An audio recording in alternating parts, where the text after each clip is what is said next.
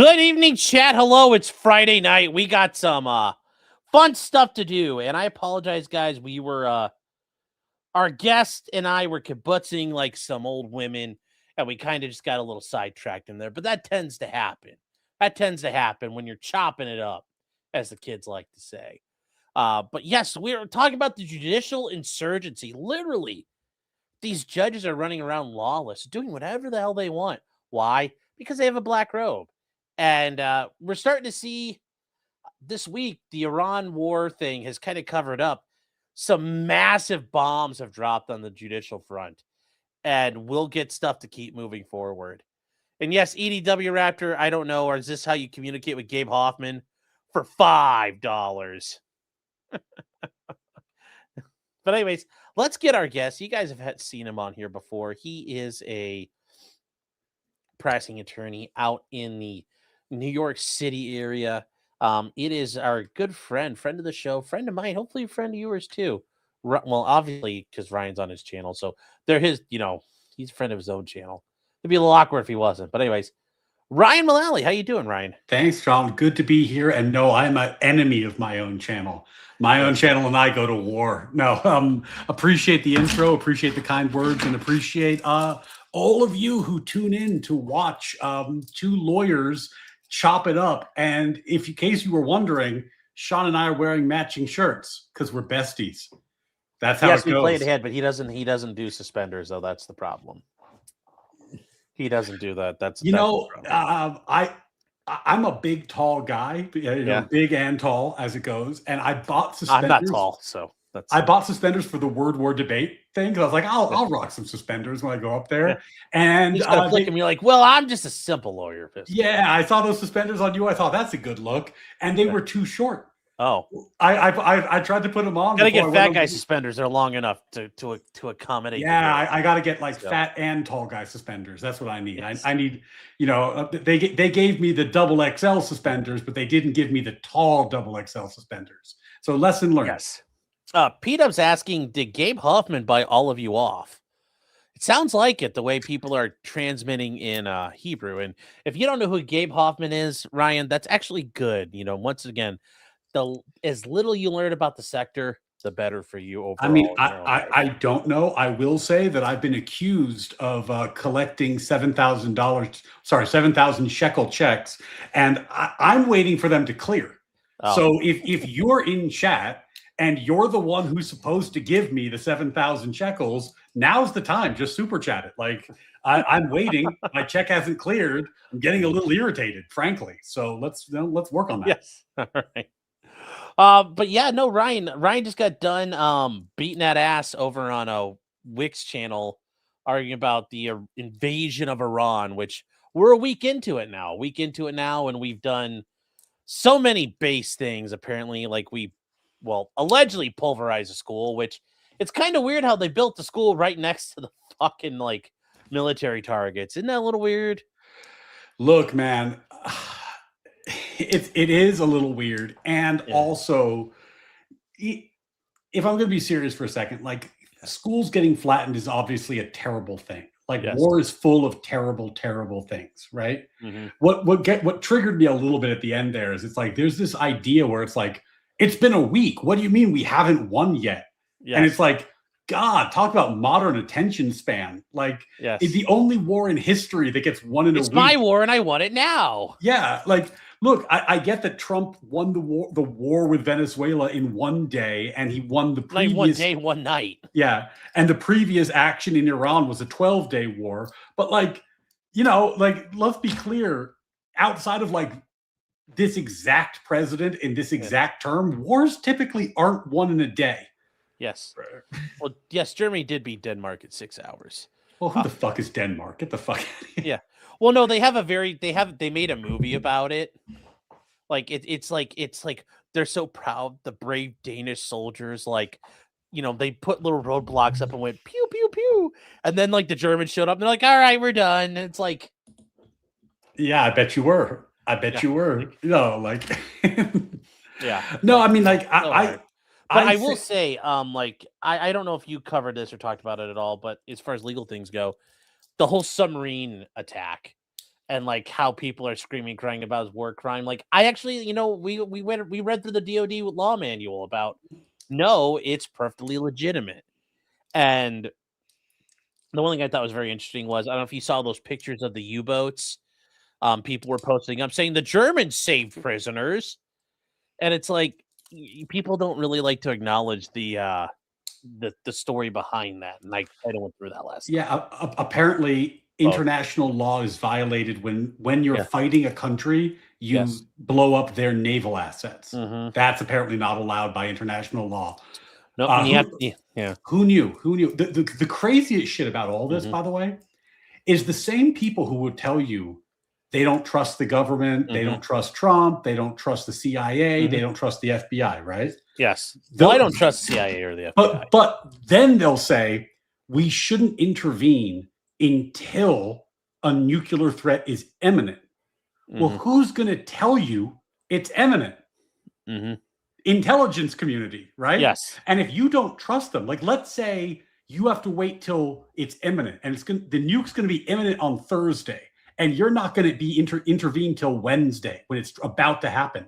You're putting an awful lot of faith in the intelligence community. Yeah. What if they were wrong by 2 days? Are you sure it's Thursday and not Wednesday? Yeah. Like, look, when you're talking about a terrorist state getting nuclear weapons to threaten us with, like, and let's be clear, if they get a nuke and an ICBM, where's it going? Right? It's going here. So, wow. I think it's actually probably going to Tel Aviv, but they don't need the ICBM for that. They can get a shorter missile for that. Yeah, but they're gonna stick the landing on that one or try to. Yeah, but this is my point. Like, you can't simultaneously think the government is completely untrustworthy and then say I trust the government to get imminence right, so we can't attack until it's imminent. You got to pick a lane. Oh, I agree. There's so much of it. There's just all kinds of whining and crying. And like, yes, at the end of the day, this could turn out to be an absolute fucking disaster. Absolutely. Or this could be the best thing ever. And, we'll find out. We'll find out together, Chad. And look, if you're on the right, shouldn't you be rooting for it to turn out well? At least, because could it go badly? For sure. For sure. It could also turn out that Trump, the history books will be talking about the Trump doctrine as the new American geopolitical strategy. Yes, it's going to be the picture of Trump riding the stallion with through the Alps. It's going to be like a drone this time. Yes. It's like Trump's riding a drone into Maduro's bedroom, and they're like, this is the birth of the Trump doctrine. Yes. But real quick, just when it comes to Iran, chat, we just have to do it like dab, dab, dab. We're just dabbing. We're dabbing. It is what it is. Like I think this has been incredibly successful so far. Sorry, I will say sorry to the F-15 bros out there. Sorry, your undefeated record is gone. You are now 106-3. So sorry about that. The F-15 Eagle through it was started flying 1977. 106 kills. Finally 3 losses. Two friendly fire. Well, yes, but also what makes it even more embarrassing is to an F-18 Hornet. That would really upset them. So yeah. But F-18 bros, congratulations! You guys took on a couple of mud hens and it worked. You're 3 on 1. Yeah, 3 on 1. F-35 fans, congratulations! You guys got your first air-to-air kill. So Fat Amy, that's what in the Air Force community they call the F-35 Fat Amy because she's not sleek and nimble like the F-22. Okay. She got a kill. That's good news. If you're an F-22 fan, you're F-22 bros, still nothing for you. Still nothing for you. Like, you guys still got nothing, sadly. The F-22 has not been allowed to eat, which is really rough. This feels like a solid meme format. It is. There's a whole world of plane spurgs out there, and there are really big diehard F-22 like spurgs, and they're very upset right now. Things aren't working out. Like, they want to see it go.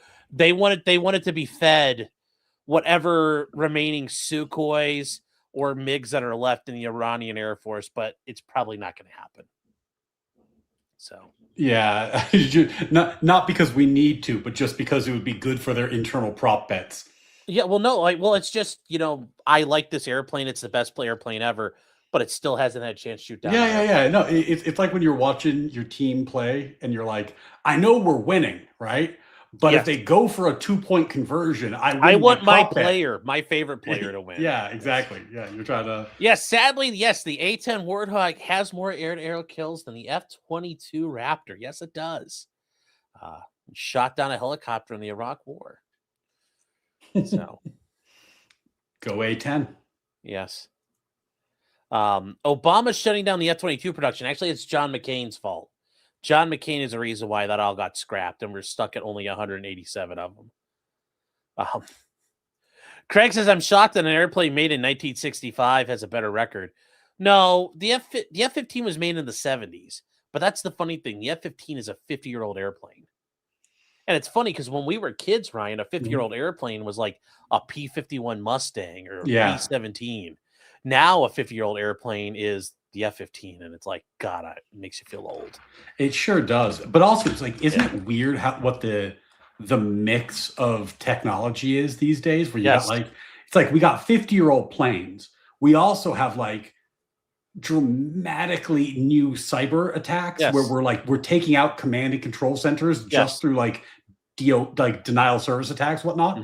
And we've got missiles that go into orbit to avoid detection before they come back down. Like I read that the stealth bombers did a 37-hour run to hit the target. They fly all the way from Whitman Air Force Base. They come all the way over, and then they go whoop, all the way back. Can you just think about how fucking terrifying that is? Where we're like, we're proving the point that we can hit any target in the world from. We already did that once, but yes, we did some scary shit. Yeah, no, and everything's getting used. The B-52s are in the game now. The one thing I think is hilarious though is we have our own version of the Garand drone. It's called the Lucas, which yes, we basically strap a fucking lawnmower engine to a drone and send it out to go fight, which is hilarious at this point. I mean, I think there's got to be like a in the long run. Part of this is just going to be about not making better drones, but just cheaper drones. Like, that's what the Lucas and the Garand exactly is. Like drown their drones. And can I make a drone for $10,000? Yeah, or cheaper. That's smart. Yes.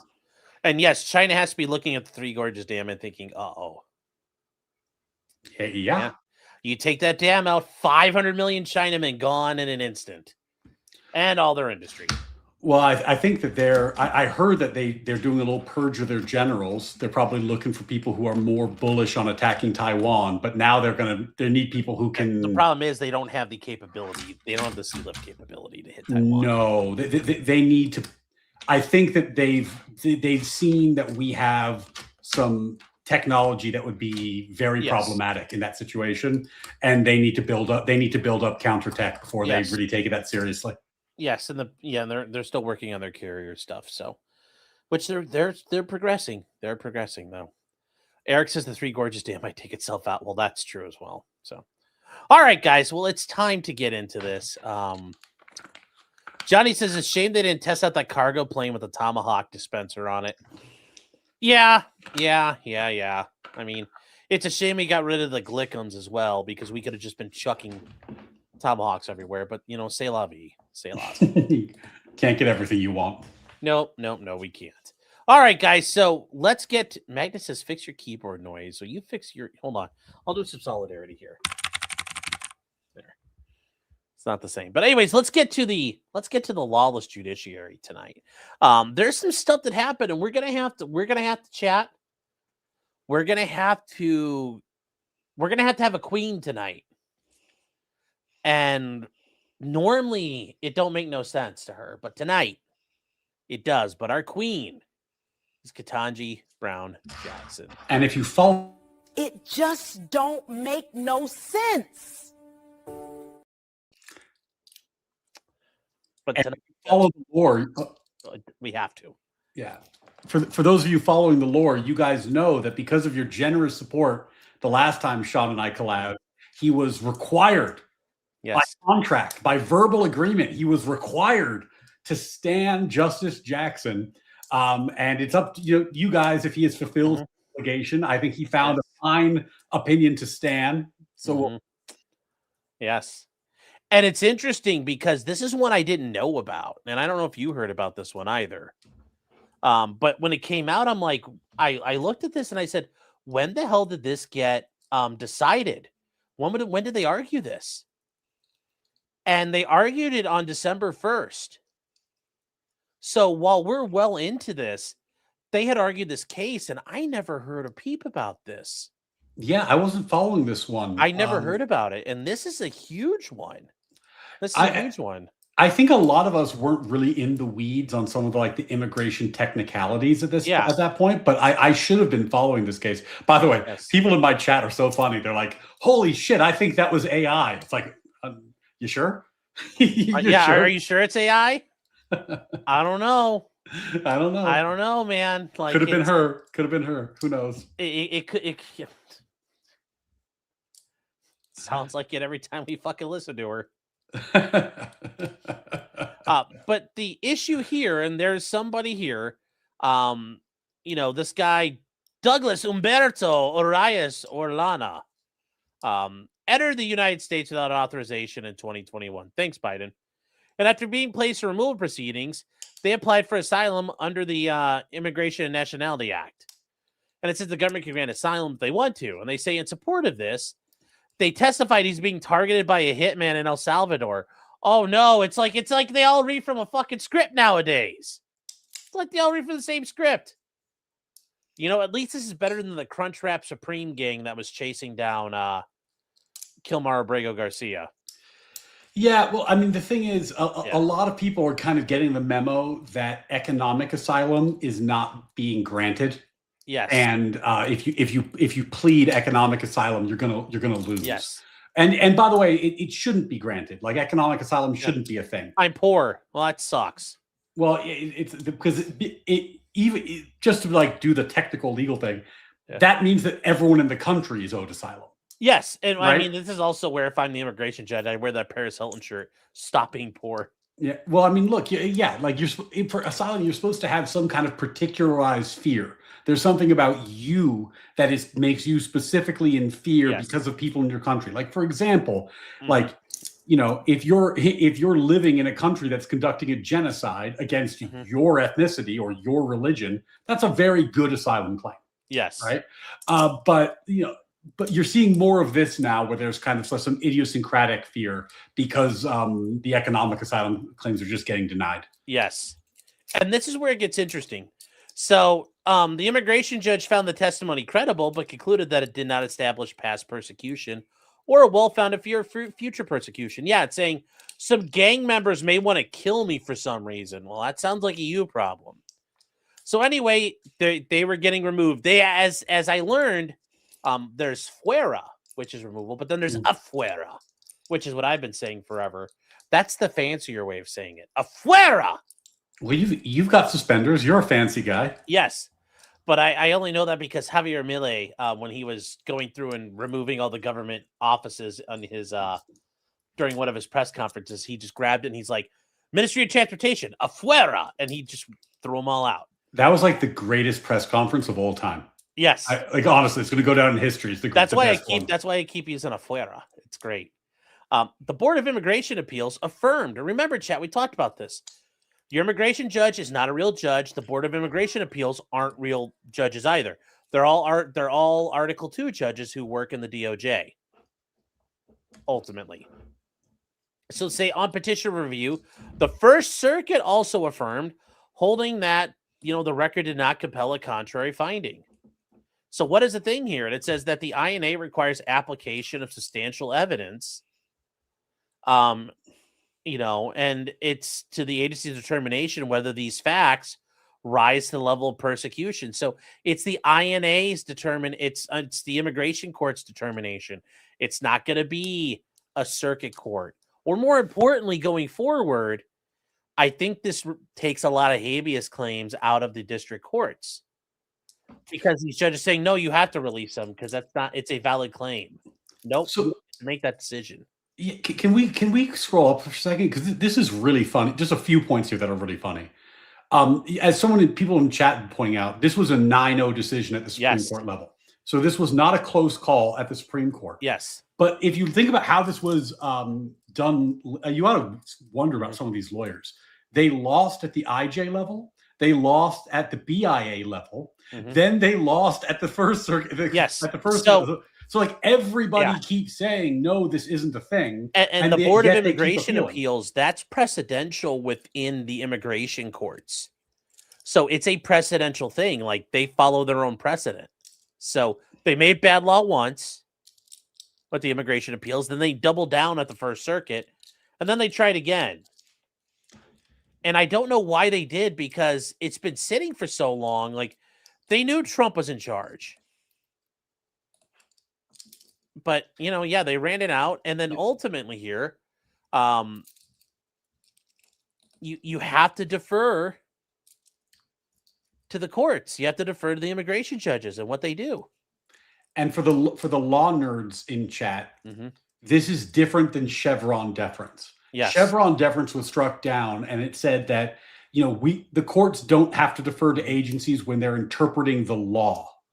But here the question is, do you have to defer to a agency judge's finding of fact as to a specific legal issue, right? What's the standard of review? And in legal nerd terms, you know, the lowest is de novo, which means that the reviewing court can do whatever it wants and it's free to, you know, to rule in any way. But most of the time, there's a level of deference where it has to be an abuse of discretion, or there has to be substantial evidence to the contrary, et cetera, et cetera. And here the question is really what level of deference is owed to the ALJ who is deciding the preliminary case. Quite a bit, really, as long as it's not a question of law. And they point out here that there are cases where there's a mixed question of qualifies as a question of law and is exempt from the bar on judicial review. And they say, but whether the given issue is treated as a question of law exempt from the INA's jurisdiction says nothing about the type of review. So it's still not even clear how you get to that point. And yes, this was by Justice Jackson. Once again, our queen, chat. The most wisest of our Nubian sisters out there. There's wise Latinas out there, but she really is our queen. This is our queen tonight. A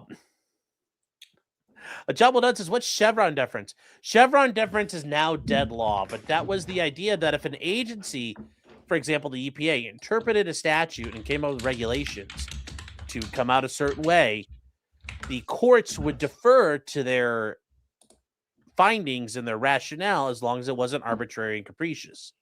So basically, as long as the agency could come up with a real answer, a reasonable answer, they'd say that's good enough. And even then, they really kind of fucked around on it a lot. Yeah, and look, people talk a lot about like Trump appointing Supreme Court justices that overturned Roe v. Wade, and that was a big deal. But I'm telling you, overturning Chevron deference was probably the most important thing that could have happened during the Supreme Court decided. Like, if you're someone who's concerned about there being an unconstitutional fourth branch of government that dictates most of the rules for our society, Chevron deference was the foundational block of the administrative state. So getting rid of that has cleared the way for us to really change the way we were governed. It's a huge deal. And so ultimately, and yes, this, like I said, guys, just came out a couple days ago. Certified hood single. Certified hood classic here. They point out that ultimately, we conclude the statute requires application of substantial evidence standard, meaning not beyond a reasonable doubt, just substantial evidence. Notice that, because that's not the standard we're at. It's just, what's substantial? Yeah, they need some evidence. But not beyond a reasonable doubt, not preponderance, not clear and convincing, substantial evidence. But this is a big deal because, again, for those of you who don't speak legal nerd, the ALJ makes a finding, right? The ALJ says, you testified that X happened. I don't think that actually happened, or I don't believe you. I make a credibility determination. Or they say, you testified this other person testified Y. Or that doesn't meet the standard in the statute. Like you didn't plead enough facts, right? The ALJ judge makes a determination. And because the standard is now substantial evidence, that means the reviewing court can only overturn if they find substantial evidence showing the ALJ judge was mistaken. If substantial evidence goes the other way. If it's a close call, if it's a 50-50, they're not allowed to overturn. So this increases the deference given to the ALJ, which in most cases is going to streamline the immigration process. Yes, that means there's a lot fast tracking, because if you appeal, because the way it works, the Board of Immigration Appeals, you automatically appeal whatever circuit you're in. So here in Ohio, you'd be appealing to the 6th Circuit, or where Ryan's at, you'd be in the 2nd Circuit appealing. Well, now the Supreme Court has said they'd better follow the fucking law. So now we're speeding this up. We're speeding this up, chat. This is good news. And have you done the case about in the 9th about we did it together, actually, the bail case, right? So are you talking about the one where they kept on defending TPS status? Yeah. Yeah, the one where they said that you if you were admitted into the country and you bypassed the border, then you get bail. Yeah. So that's not Supreme Court yet, but if you see a case like that one, a ruling like that, if that makes it to the court, and a ruling like this, you suddenly have an immigration system that is operating 80-90% more efficiently. Yeah. Because you're going to be able to keep people in detention. And no dipshit district judge will stop it or can stop it. Yeah, these are significant rulings, particularly because they're ruling on the statute. So even if the administration changes, the law won't change. So these are significant rulings in this regard. Yes. Well, will Wickard v. Filburn get overturned next? No. Supreme Court will never get rid of that. Yeah, if you would need 9 Clarence Thomases on the Supreme Court to get rid of that. Yeah, if that's your dream, go to law school, and what you have to do is you have to set up a series of cases that don't overturn it; they just chip away at it. They'll never overturn it, but you could get them to chip away at it one little bit at a time, and that's the only way to do it. It would have to be a long series of cases just to roll back the damage done by that opinion. Yeah, it's just like I tell chat. I mean, we're not getting AK-47s in our garage anytime soon either. It's just how it is. So ultimately, they go through this and they just talk about here what happened. So they appeared and they ultimately conceded the removability, but claimed asylum. And they say that, the guy testified he was a sole witness. He said a sicario. And we know from the movie that means he's a hitman from his hometown, or sicario. I don't know. You gotta roll the R. Had been targeting him since 2016. That year, the sicario shot 2 of his half-brothers and vowed to kill every member of his family. So to escape, they relocated within El Salvador several times over the next few years. After each move, they were threatened by men who demanded money and warned that they would leave him like his brother if he didn't pay up. One of them even physically assaulted him when he returned to his hometown. And the last straw came in 2021 when he learned that men had been asking around about the arrival of any newcomers. It was at this point they left El Salvador for the United States. Now, this is where, once again, chat, I was, as a child, I liked Where in the World Was Carmen Sandiego. I'm just saying here, and Ryan, you can help me. I don't know if you're a very worldly man, but here's El Salvador. But you have Honduras, you have Guatemala, you have Belize, you have Mexico, you have the home of the rage, you eat the Ralph Murda. You could go to Costa Rica, you could go to Nicaragua. There's a lot of places to go. I heard the Turks and Caicos are nice. No one ever goes there for asylum. But you could go to a lot of different places. So instead, they go, whoop, we're coming here. Yep. Find a little structural flaw in that. To me.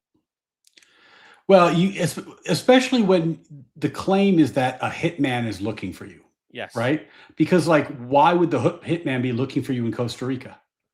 Also, guess what? Now the hitman knows where to find you. You're in the United States. Douglas, homie. What are you doing, Douglas? He's going to find you. I'm not going to lie, though. That would be really tragic if as soon as he gets off the plane, the guy just walks. Like, he walks in the door of the airport and it's like... That would be terrible. Whoops. And look, I mean, assuming all doodle. this is true, and I don't know whether it's true, but assuming all this is true, this is obviously a very sad, terrible story. Yes. Oh, I agree. Right? I agree. Yeah, it's sad, but it's like, I mean, like, all kinds of sad stories out there. Well, and I assume the court's going to go through why that was not qualifying. Yes, and we're going to get to that here. So, and it says under the INA, you may grant asylum if they determine you're a refugee. An asylum seeker qualifies as a refugee if you're unable or unwilling to return to his country of nationality. You don't want to go home. You're not good, and your home's not good enough for you anymore. You're too good for it. Persecution of a well-founded fear of persecution on account of race, religion, nationality, membership in a social group, or political opinion.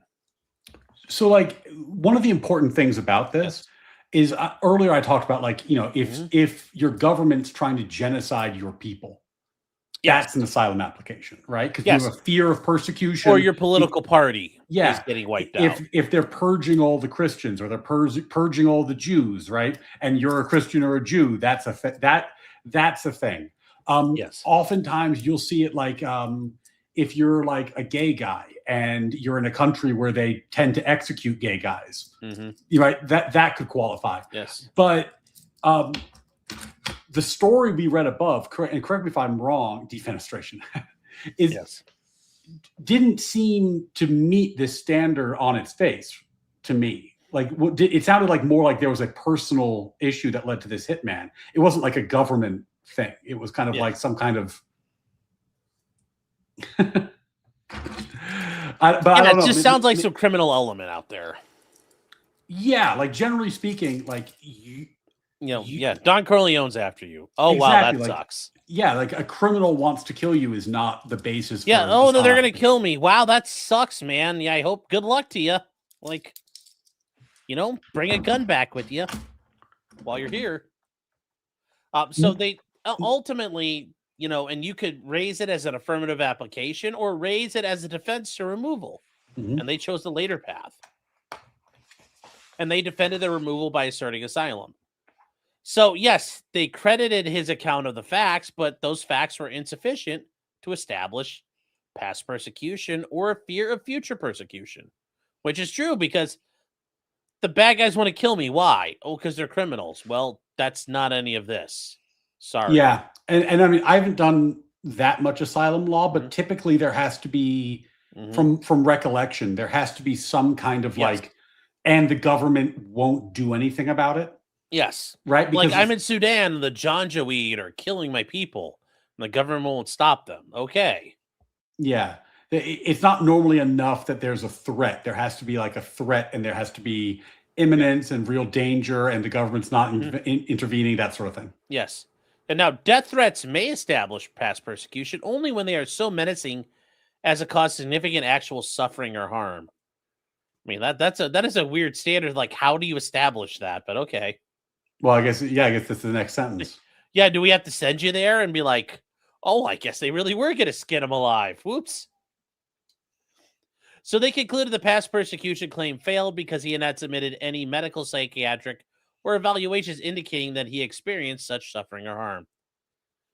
And that's I guess, what they're getting at there. That answers the question. That's a little funny, but I think part of what they're getting at here is he's the only person who testified. Yes. So it's like, okay, you told a story. There's no one else there. Yes. I think you kind of need. They're looking for some kind of evidence of how that affected you, and also like, do people seem to believe this story, and does it seem to actually impact you in the way that we're looking for? And that may sound slightly callous, but the The reality is, otherwise everybody gets in. Yeah, like what's the sorting mechanism? Because it's a pretty easy story to tell. I'm not saying it's not true, by the way. It might be true. I'm just saying it's a pretty easy story to tell. Yes. They found further evidence regarding the alleged fear to be lacking of future persecution. He was lacking, chat. They also observed that he had successfully escaped danger after many of his relocations, and then only resurfaced when he returned home. So yeah, it's kind of like you were in witness protection and you blew your own cover. So like the immigration judge is like, this is your fault, man.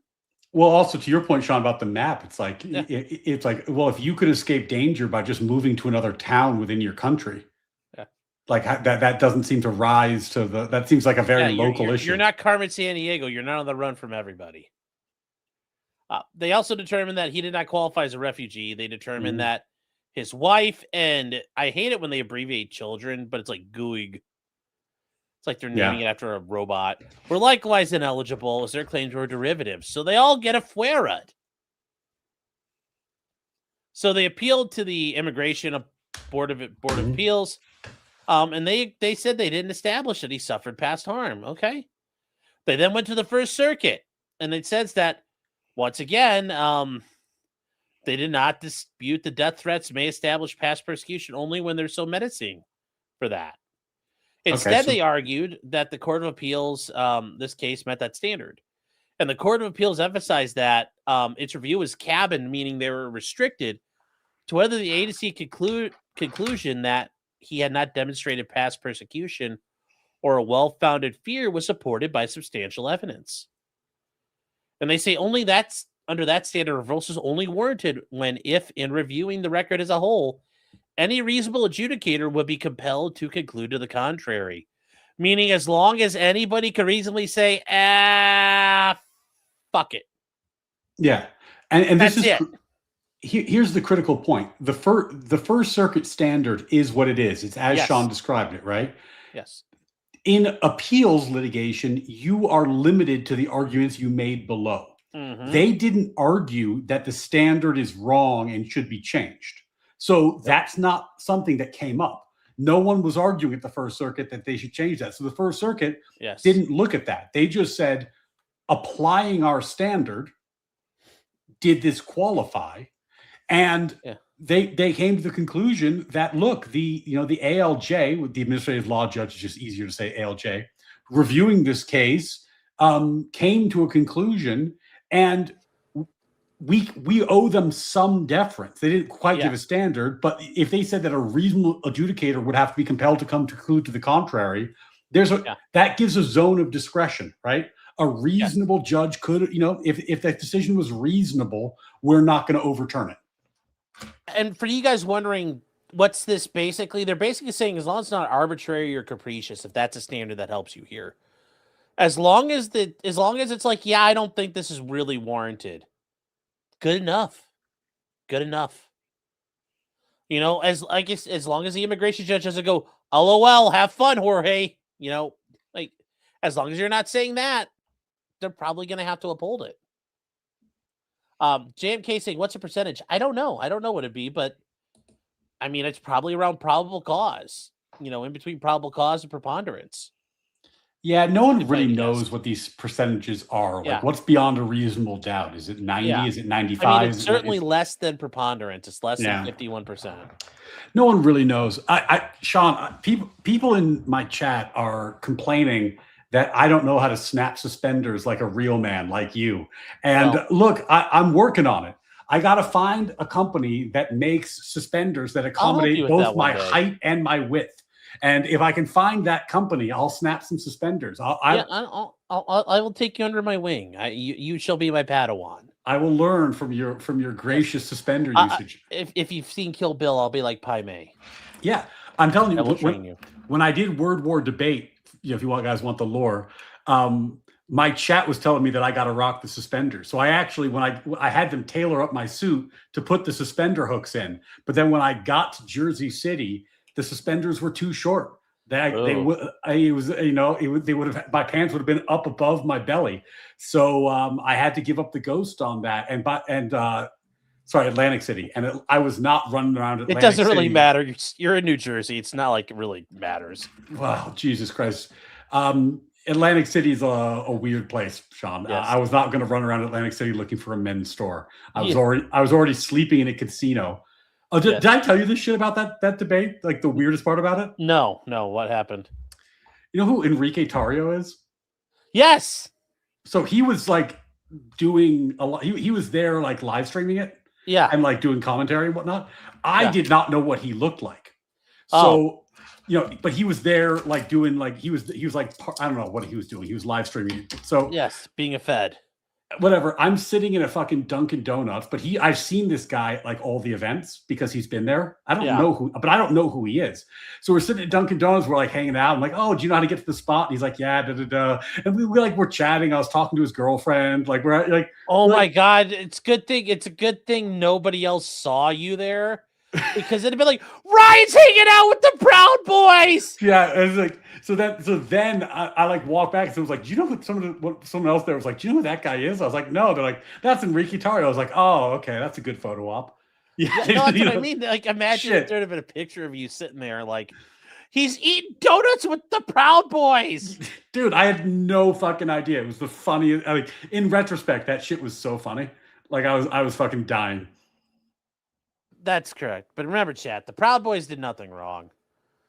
They're just proud Western chauvinists who refuse to apologize for creating the modern world. And he was pardoned, so there you go. Yeah, well, he was a Fed, but yeah, the rest of them did nothing wrong.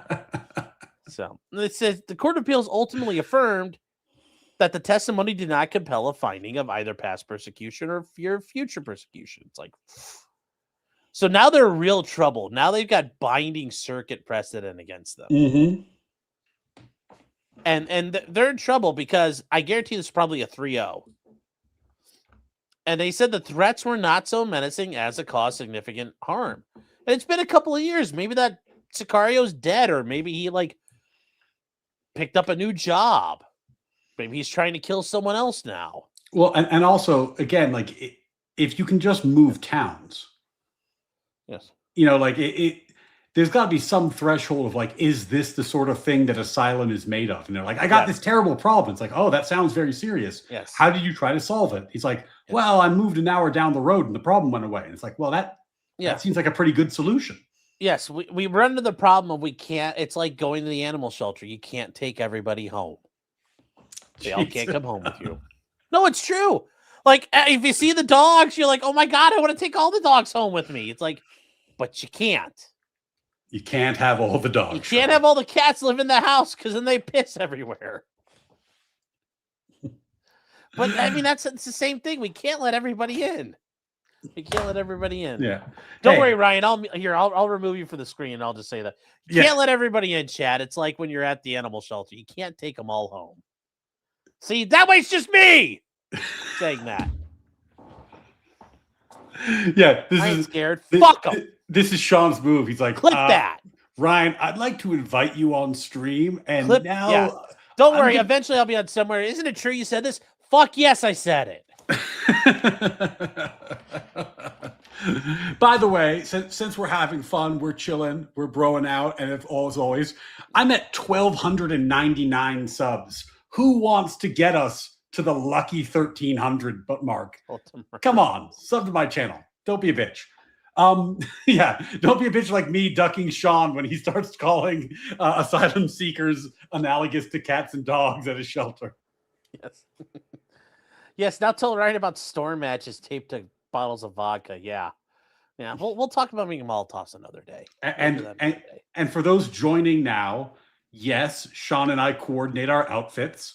Obviously, that's we're besties. Yes. This is what we do. You should see when Sean and I have matching sailor suits. Good times. Do it like Arrested Development. Yeah. Oh God, I don't have to make mine really out of a sale then.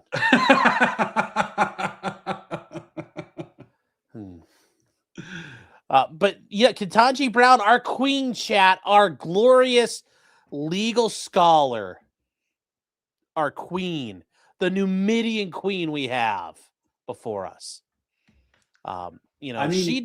you promised them that you would stand her. So yes, this I is did. promise fulfilled. She's our new Midian queen. We're going all the way back to the classics in antiquity. They also determined the First Circuit because he was able to, and you said it right, he was able to live in towns across El Salvador for years.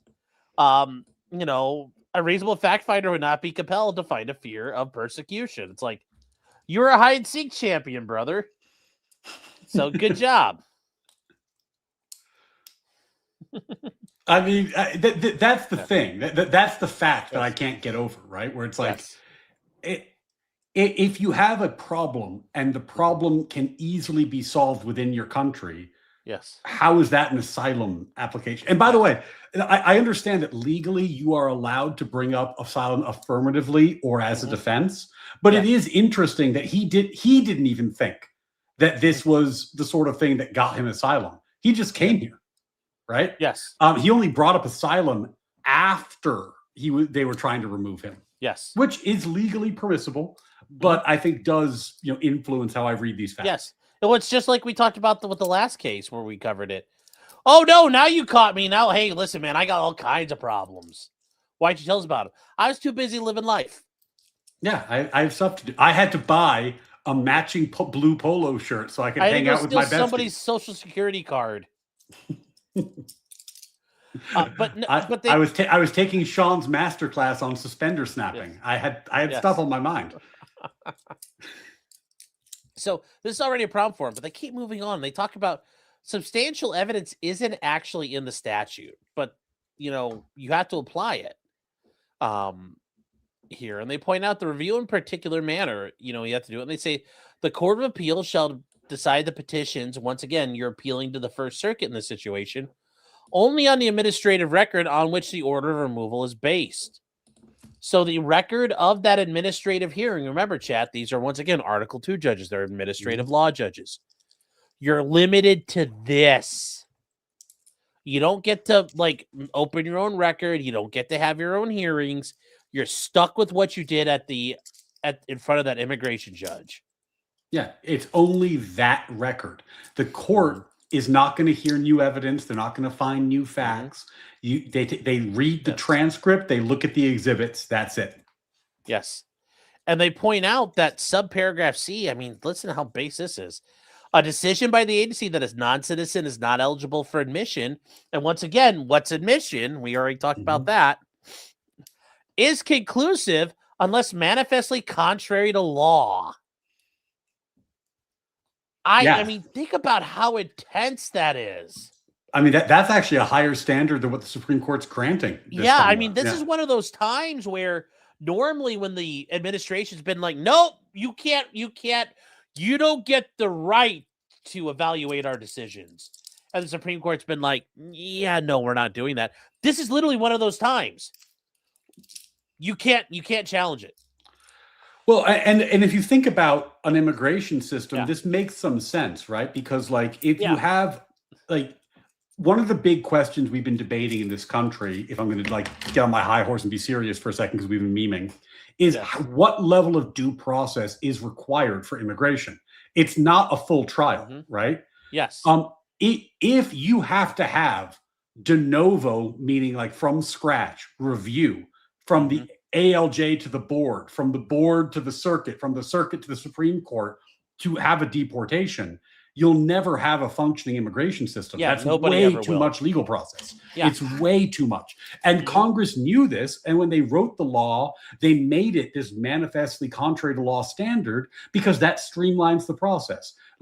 Did the ALJ make such a boneheaded mistake that a court can say, wow, that's clearly wrong? Yes. Then overturn it. But other than that, the court's going to say, nope, rubber stamp, because we're not getting into the weeds. This we're not is kind of like Chevron in reverse. They're like, we're not. Do you have a reason for it? Yeah. Is it a legal reason? Yeah. Good enough. Well, I mean, it's on that level. It's on that level of we're just hands off. Well, and this is the proper time to give deference, right? Because this is a agency judicial process. It's not an Article 3 process, but it's an agency finding facts, applying law, and we're not what's the point of doing it if you get a full redo at the next level, right? Why bother Yes. doing it in the first place? Yes. Also, chat, really quick, this is something to think about here. If you look at the page numbers, there's only 15 pages. Think about how succinct they've caused this to be. They're like, man. yeah, we answered this in 15 pages, and they all looked at it and said, good enough for me. That they only wasted 15 pages on this. And we're like, yeah, I'm done. Yeah, well, that's the thing. When you got a 9-0, everyone's on board. You can make it's it, just make it easy. that basically they all sat there and said, what are these people? If they can't figure this out, they're all idiots. And it's funny too, man. Like I tried to do like my originalist origin story with my chat recently, which meant I had to read a Bergefell, which is like the decision that pushed me to like be like I'm with Scalia. And holy shit, when you got to read like a really long opinion, it's like I like blew out my larynx doing that shit.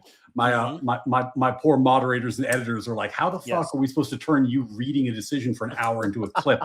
You got to like do something funny in the middle. You got to like snap your suspenders or like, you got to be more entertaining. So I'm working on it. Yes, but here's where we actually get to it. Substantial evidence, we have long emphasized, is more than a mere scintilla, which means like a hunch, but it only means such relevant evidence as a reasonable mind might accept as adequate to support a conclusion. This is basically probable cause. This is basically probable cause, chat. This is like, you're like 25% sure. You're like, yeah, I mean, it's likely. Like, it's probable. Sure. Makes sense to you? Yeah. Makes sense to me.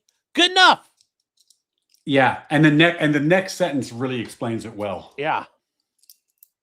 Or to come full circle, the findings of fact are conclusive unless any reasonable adjudicator will be compelled to conclude to the contrary. Now this sounds a lot like probable cause. And the other thing it's reminding me of, when we had all those debates about like Renee Good and Alex Preddy and the use of force, one of the things that I think lawyers were constantly trying to explain to the common people, the lay people, the commoners, the peasants, the pissants, the people in Sean's chat, You chat, all of you normies. You fucking normies.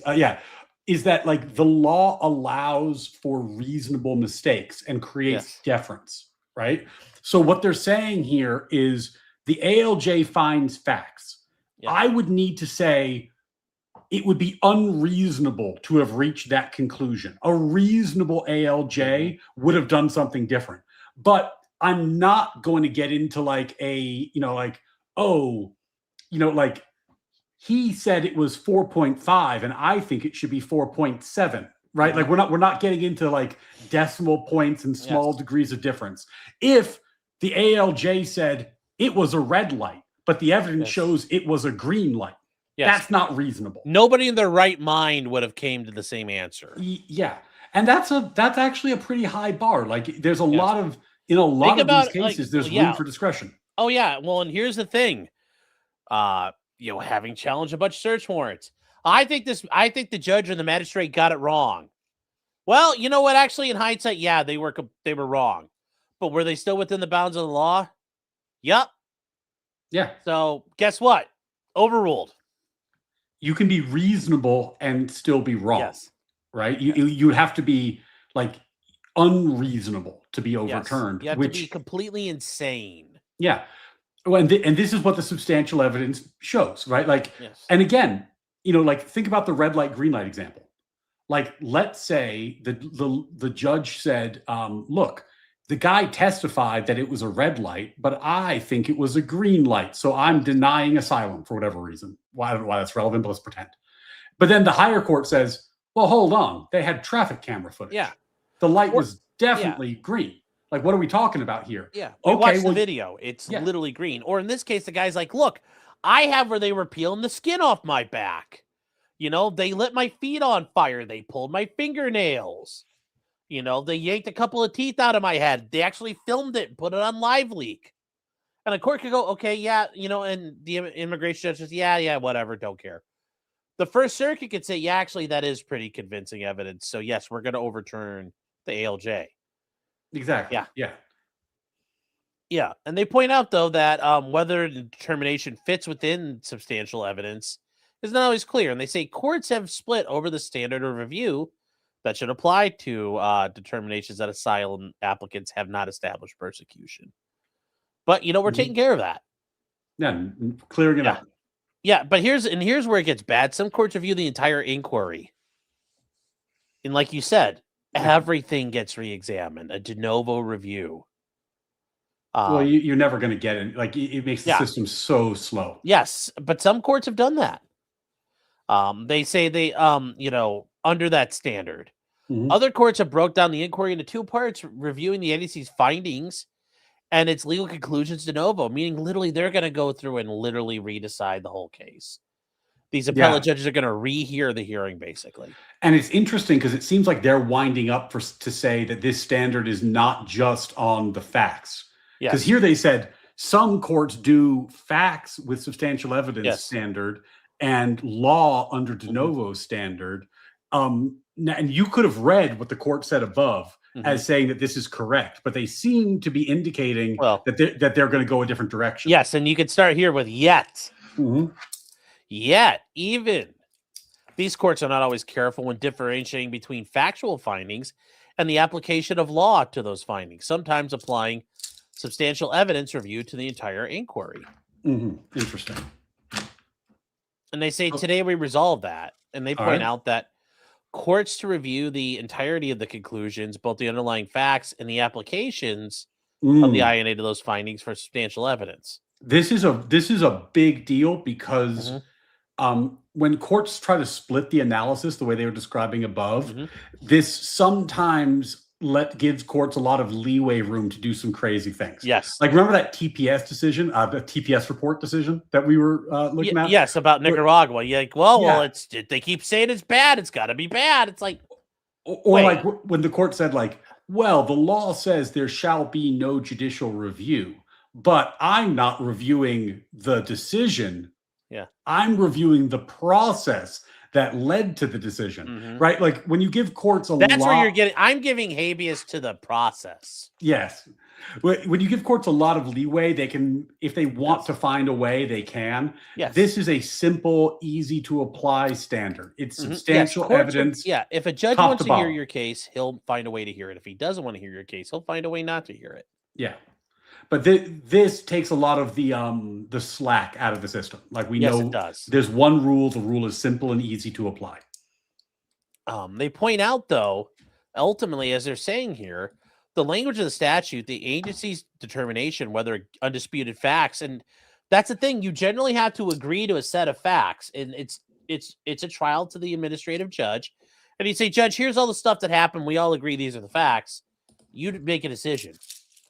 They say it rises the level of persecution under. Oh, I can hear you jingling coins. Are those your shekels, Ryan? Yeah, I was. You keep saying you never got them. Of course, you're really grifting. You're like, Israel, you never paid me, and you're like, don't mind that noise. Israel doesn't want to lose the percentage on the Superchats. They actually, they hand delivered my units of gold and silver, sovereign citizen style. I can hear him. I'm ready to go. He's dabbing on the Israelis. And they point out that it's generally conclusive unless any reasonable adjudicator would be compelled to conclude. Once again, as long as you wouldn't sit there and say, oh my God, this guy was smoking crack. It's considered untouchable. It's beyond questioning. As long as you can say it's not insane. And note that these are all clean statutory quotations. Yes. Like, they're citing the law, the subpart, and the quote. It's a quote, conclusive unless any reasonable adjudicator would be compelled to conclude to the contrary, which is the substantial evidence standard. So, it's not like the court's like stretching or making things up. They're literally reading this from the text that Congress passed into law. Yes. And they point out, though, and they go through here and they point out there were varying standards. And they said, we've already concluded, some of this is not the way we want it done. And they say, they talk about these cases here, and they say specifically in INS, remember, guys, it was the Immigration and Naturalization Service before there was DHS, before there was ICE. Like, people keep saying, well, let's abolish ICE. They still had immigration agents running around with guns doing raids. It wasn't like we just kind of came out of nowhere with that. Like Elian Gonzalez got like ripped out of his home with machine guns by the Border Patrol. Like, so just, getting rid of ICE doesn't change anything. They just changed their name in 2002. Yeah, can we be honest about what that means? Like when someone says, I want to abolish X, like we're not going to not have immigration enforcement officers. We're not going to not have like something equivalent to the FBI. What they're saying when they say we want to abolish this is I want to fire everybody and replace it with people I like better. That's what they're actually saying. Yes. And they're just addressing here once again to obtain judicial reversal. You must show that the evidence he presented was so compelling, no reasonable fact finder could fail. And we got that. We agree. It makes got the memo. Sense. Yeah, got it done. Pretty they simple. say, like in this case, it began with the IJ's determination that a non-citizen was ineligible. This guy they're talking about here, in Elias Zacharias or Zacharias, testified he feared retaliation in his home country, Guatemala, after he refused to join a group of guerrillas. Now, remember, 1992, yes, El Salvador had a problem. Not a small problem either. Yes, they had a civil war. Like it was rolling. This isn't some guy in 2021 just hiding from the angry gangsters. He refused to join a group of guerrillas who had attempted to recruit him. But the IJ concluded his testimony, failed to demonstrate the persecution on a well-founded fear for a specific thing. Yeah, so the court of the Court of Appeals sided with him, saying that a guerrilla group's attempt to conscript a person into its military forces is persecution because of political opinion. Yeah, some ragtag group of guerrillas in the woods are trying to make you join their fighting force. Well, you're joining them because they need bodies to go fight the government. Yeah, so it is political. Yeah. I mean, it does make sense to me there. It does make sense, though. They point out here, though, we reverse the Court of Appeals, however. Reading the INA requires substantial evidence review. Now it sounds like he probably didn't explain, like, well, they're communist guerrillas, and I'm not a communist. And I said, you guys are, assholes. And they're like, we'll kill you for your political belief. It just sounds like he didn't want to join their group. And I want to point out, because what Sean just did there is really important for understanding how review with a standard is different than just de novo review, right? Like, Sean was reading it and he's like, oh, there's guerrillas. They wanted me to join the guerrilla group. I don't want to join the guerrilla group. That seems like a political difference, which might fall within this language, right? And that's exactly what the appellate court did. They said, actually, that does seem to fall within this language. But why? But the Supreme Court reversed. Why?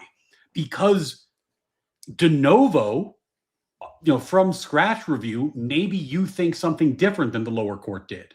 But if you're applying a standard of review, it's like, well, I think that maybe that does count as persecution within the meaning of asylum, but it's not like it's unreasonable that the lower court came to a different conclusion. It seems like a judgment call. And if it's a judgment call, then we have to defer. It's only if it's completely unreasonable that we shouldn't defer. And this is a great example of how you could disagree with the lower court and still be obligated to affirm them because there's a standard. And it sounds like this guy didn't properly articulate enough of a reason. Yeah. And it sounds like, because initially it sounds like, oh, he did articulate a reason, but it's like, actually, no, he didn't. And yes, Ryan's also, correct. Like, he had to come in here and say, he had to swat me on the nose of the newspaper saying, no, follow the law, you fat fuck. And it's like, fair enough. Fair enough. Like a gorilla? No, not that kind of gorilla, chat. Yeah, there's somebody there that said that the chat is just going off on this gorilla thing. Yes, gorillas in the woods. You're a gorilla in the mist. You're the silverback. Yes. Somebody was also saying Sean's calling more people animals. Now he's calling them gorillas. Is there? What was it? Goodall? Is that the name of the woman who did the gorillas in the mist thing? She did one of the groups. Then there was like the lady who studied the chimpanzees who murdered each other. Is there like the one? Then there's like Coco, the one who could do sign language. Is there somebody in chat with the AI video skills to produce a video of Sean as a gorilla falling in love with Miss Goodall? Because I think that's Oh, what I'm we sure. need. Oh, you're asking to make furry porn? No, no, chat. And You and to make be clear, jokes, I but don't you want to don't- send it. Just Sir, send it to Sean. sir. I'm not interested. But if You're Sean, making jokes about things you don't even understand what you're asking people to do. Sean You're asking seems for interested. some real unholy shit there. He's saying no, but Yes, I know. Furry porn. Yeah. Yeah. No, we're not doing furry porn.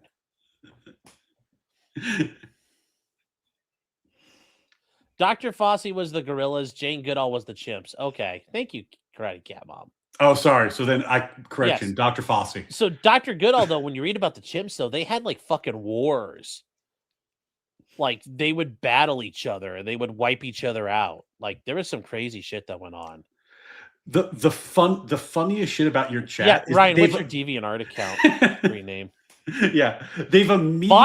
Vosh is gonna call you up soon and be like, "Hey, man, you want to come on the stream? And you want to chill? You want to be buddies? Yeah.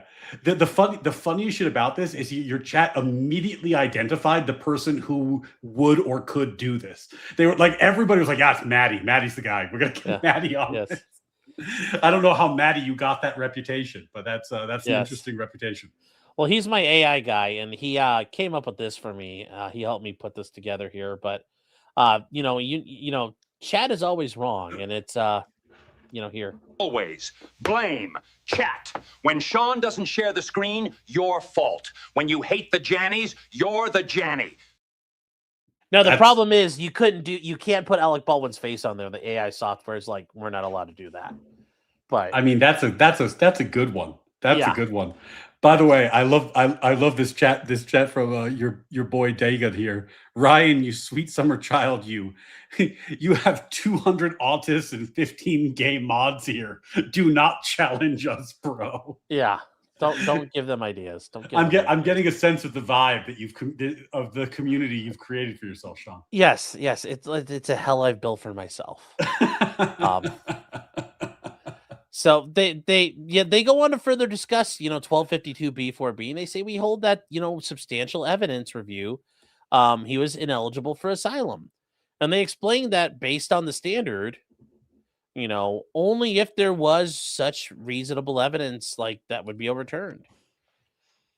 Which is exactly what they're doing here. It's the exact same thing. And they're just saying we didn't properly give you a standard. They say we went on to apply the evidence standard to the entirety of the persecution determination, including the conclusion. And they said we explained that he had failed to establish, and that's why I came up with, a well-founded fear the guerrillas would persecute him because of his political opinion. Mm-hmm. So he probably just said, like, they asked me to join, and I'm like, no. And they're like, well, you probably should have said what they were and why you didn't want to join them. But I mean, I have not read Elias Zacharias, but like the way they're describing this case is so clear. I don't even know what, like, it's almost weird they had to have a second case. Like, well, it sounds like in this one, he was like, well, they're guerrillas. What are they going to do? Well, they asked me to join them. Okay. And I said, no. And they said, we're going to kill you. And they're like, anything else? He's like, nope, that's it. Yeah. It's like, I guess this just sounds to me like this is because Elias Zacharias seems to have the exact same conclusion and logic as this decision. Yes. So I guess what happened is a bunch of circuit courts were like, we read Elias Zacharias in this like narrower way, or as not totally stopping de novo review. Yes. And then here what the court's really saying, and maybe this is why it's a 9-0. They're like, hey, no circuit courts. When we said it in Elias Zacharias, we actually meant it. Yeah. I think this is a warning too of like, don't play the habeas bullshit game either. We're not doing that.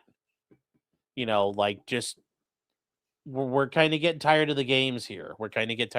Yeah, and as I say here, there was some amendment to the law. The amendment to the law did not change Elias Zacharias.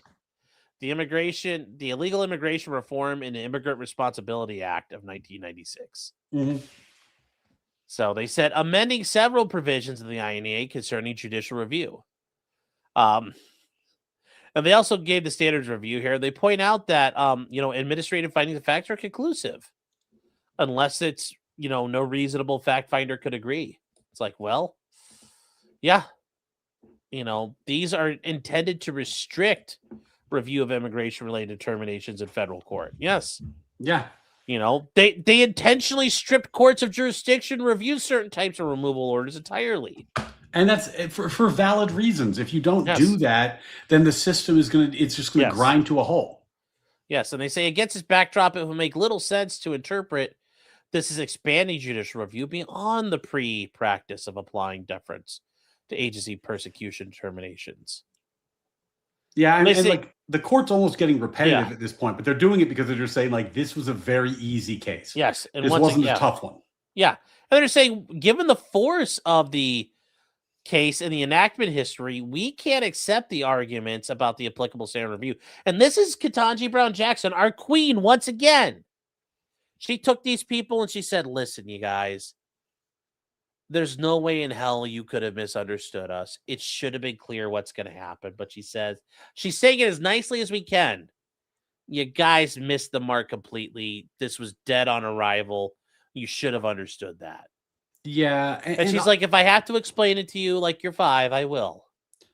And also, it's good. I like it when decisions like this come out. I wish they got more traction. Yeah. Because people fixate on the really political decisions. Mm-hmm. And it is the case that we get 6-3s and stuff like this. But oftentimes, even the more politically minded justices are very clear about what the law is and isn't. Yeah. It's not like Justice Jackson is writing this decision saying, and if I was Congress, I would have it. This is how the law I would have passed. She's just saying the law is totally clear. And, and most decisions, guys, that you'll never hear of are 9-0s. Yeah. Yeah. And keep that in mind when people talk about the court being illegitimate or needing court packing or all these horrible things. Most of the time, the justices know what the law is because they're doing lawyers' work, even if I disagree with them on the tough cases. Like the easy cases are different. Eric, why is this getting heard by the court? Because they were worried that, like, we have to explain this to everybody.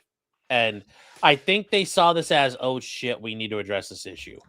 And to expand on that, some of the circuit's courts were getting squirrely. It was obvious, but they said that some of the circuit courts were trying to cut it up. They were saying, "Oh yeah, we'll do substantial evidence for the facts, but de novo for the law." Yes. Right. Yeah. Yes. She said she was an originalist, so of course we'll take her word for it. Yes. Yeah. Fun fact. In the she's in her textualism arc right now, chat. Yeah. Fun fact about her originalism.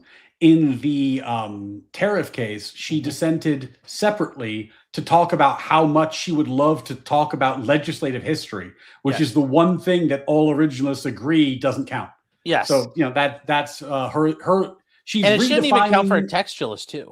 Yeah. She's redefining originalism to mean living constitutionalism, which is, I guess, a clever thing for a living constitutionalist to do because they're allowed to redefine words. So good for her.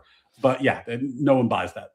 Yeah, and they point out, like, look, we're not reviewing this de novo. This is nonsense. And they say, with their focus on the metaphorical trees, we think the petitioners have missed the forest.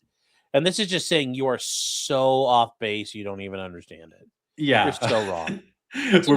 We're being nice about it, but like, what the fuck are you doing? She's being mommy Ketanji. Mm-hmm. She's being mommy. She's being nice, and she's like taking him into her bosom, and she's just saying, they're there. Like so, a real queen. Sean, since you're fulfilling the terms of your obligation from our last stream, based on this, would you say that Justice Jackson is your favorite Supreme Court justice? For right now, yes. She's being very base, like absolutely base. And I'll even put it in for her right now. Yeah. Okay. Was this story based? Yes. That's a delightful clip out of context for those paying attention. So this is absolutely base. She's carrying the banner today. I would love to run a short like based lawyer loves base Supreme Court justice. Yes. Yes. Just, me and her together forever. The only problem with the memes is that we're wearing matching clothes. So then, when we're going to say which one of them wanted it. If we clip the memes, the follow-up's going to be like, oh, look at those cute guys with their matching polo shirts. They must be gay. But they point out that the case and the history suggests that Congress meant for the entirety of this kind of mixed review, including both the factual findings and the application of the statute, to receive deference. The whole thing, not part of it, the whole thing. It's all deferred as long as it's not insane. And they say, even here, where you accept the applicant's testimony is true, or, Chad, as we might say, factually accurate, the IJ must make an antecedent determination on the factual question of the applicant's credibility.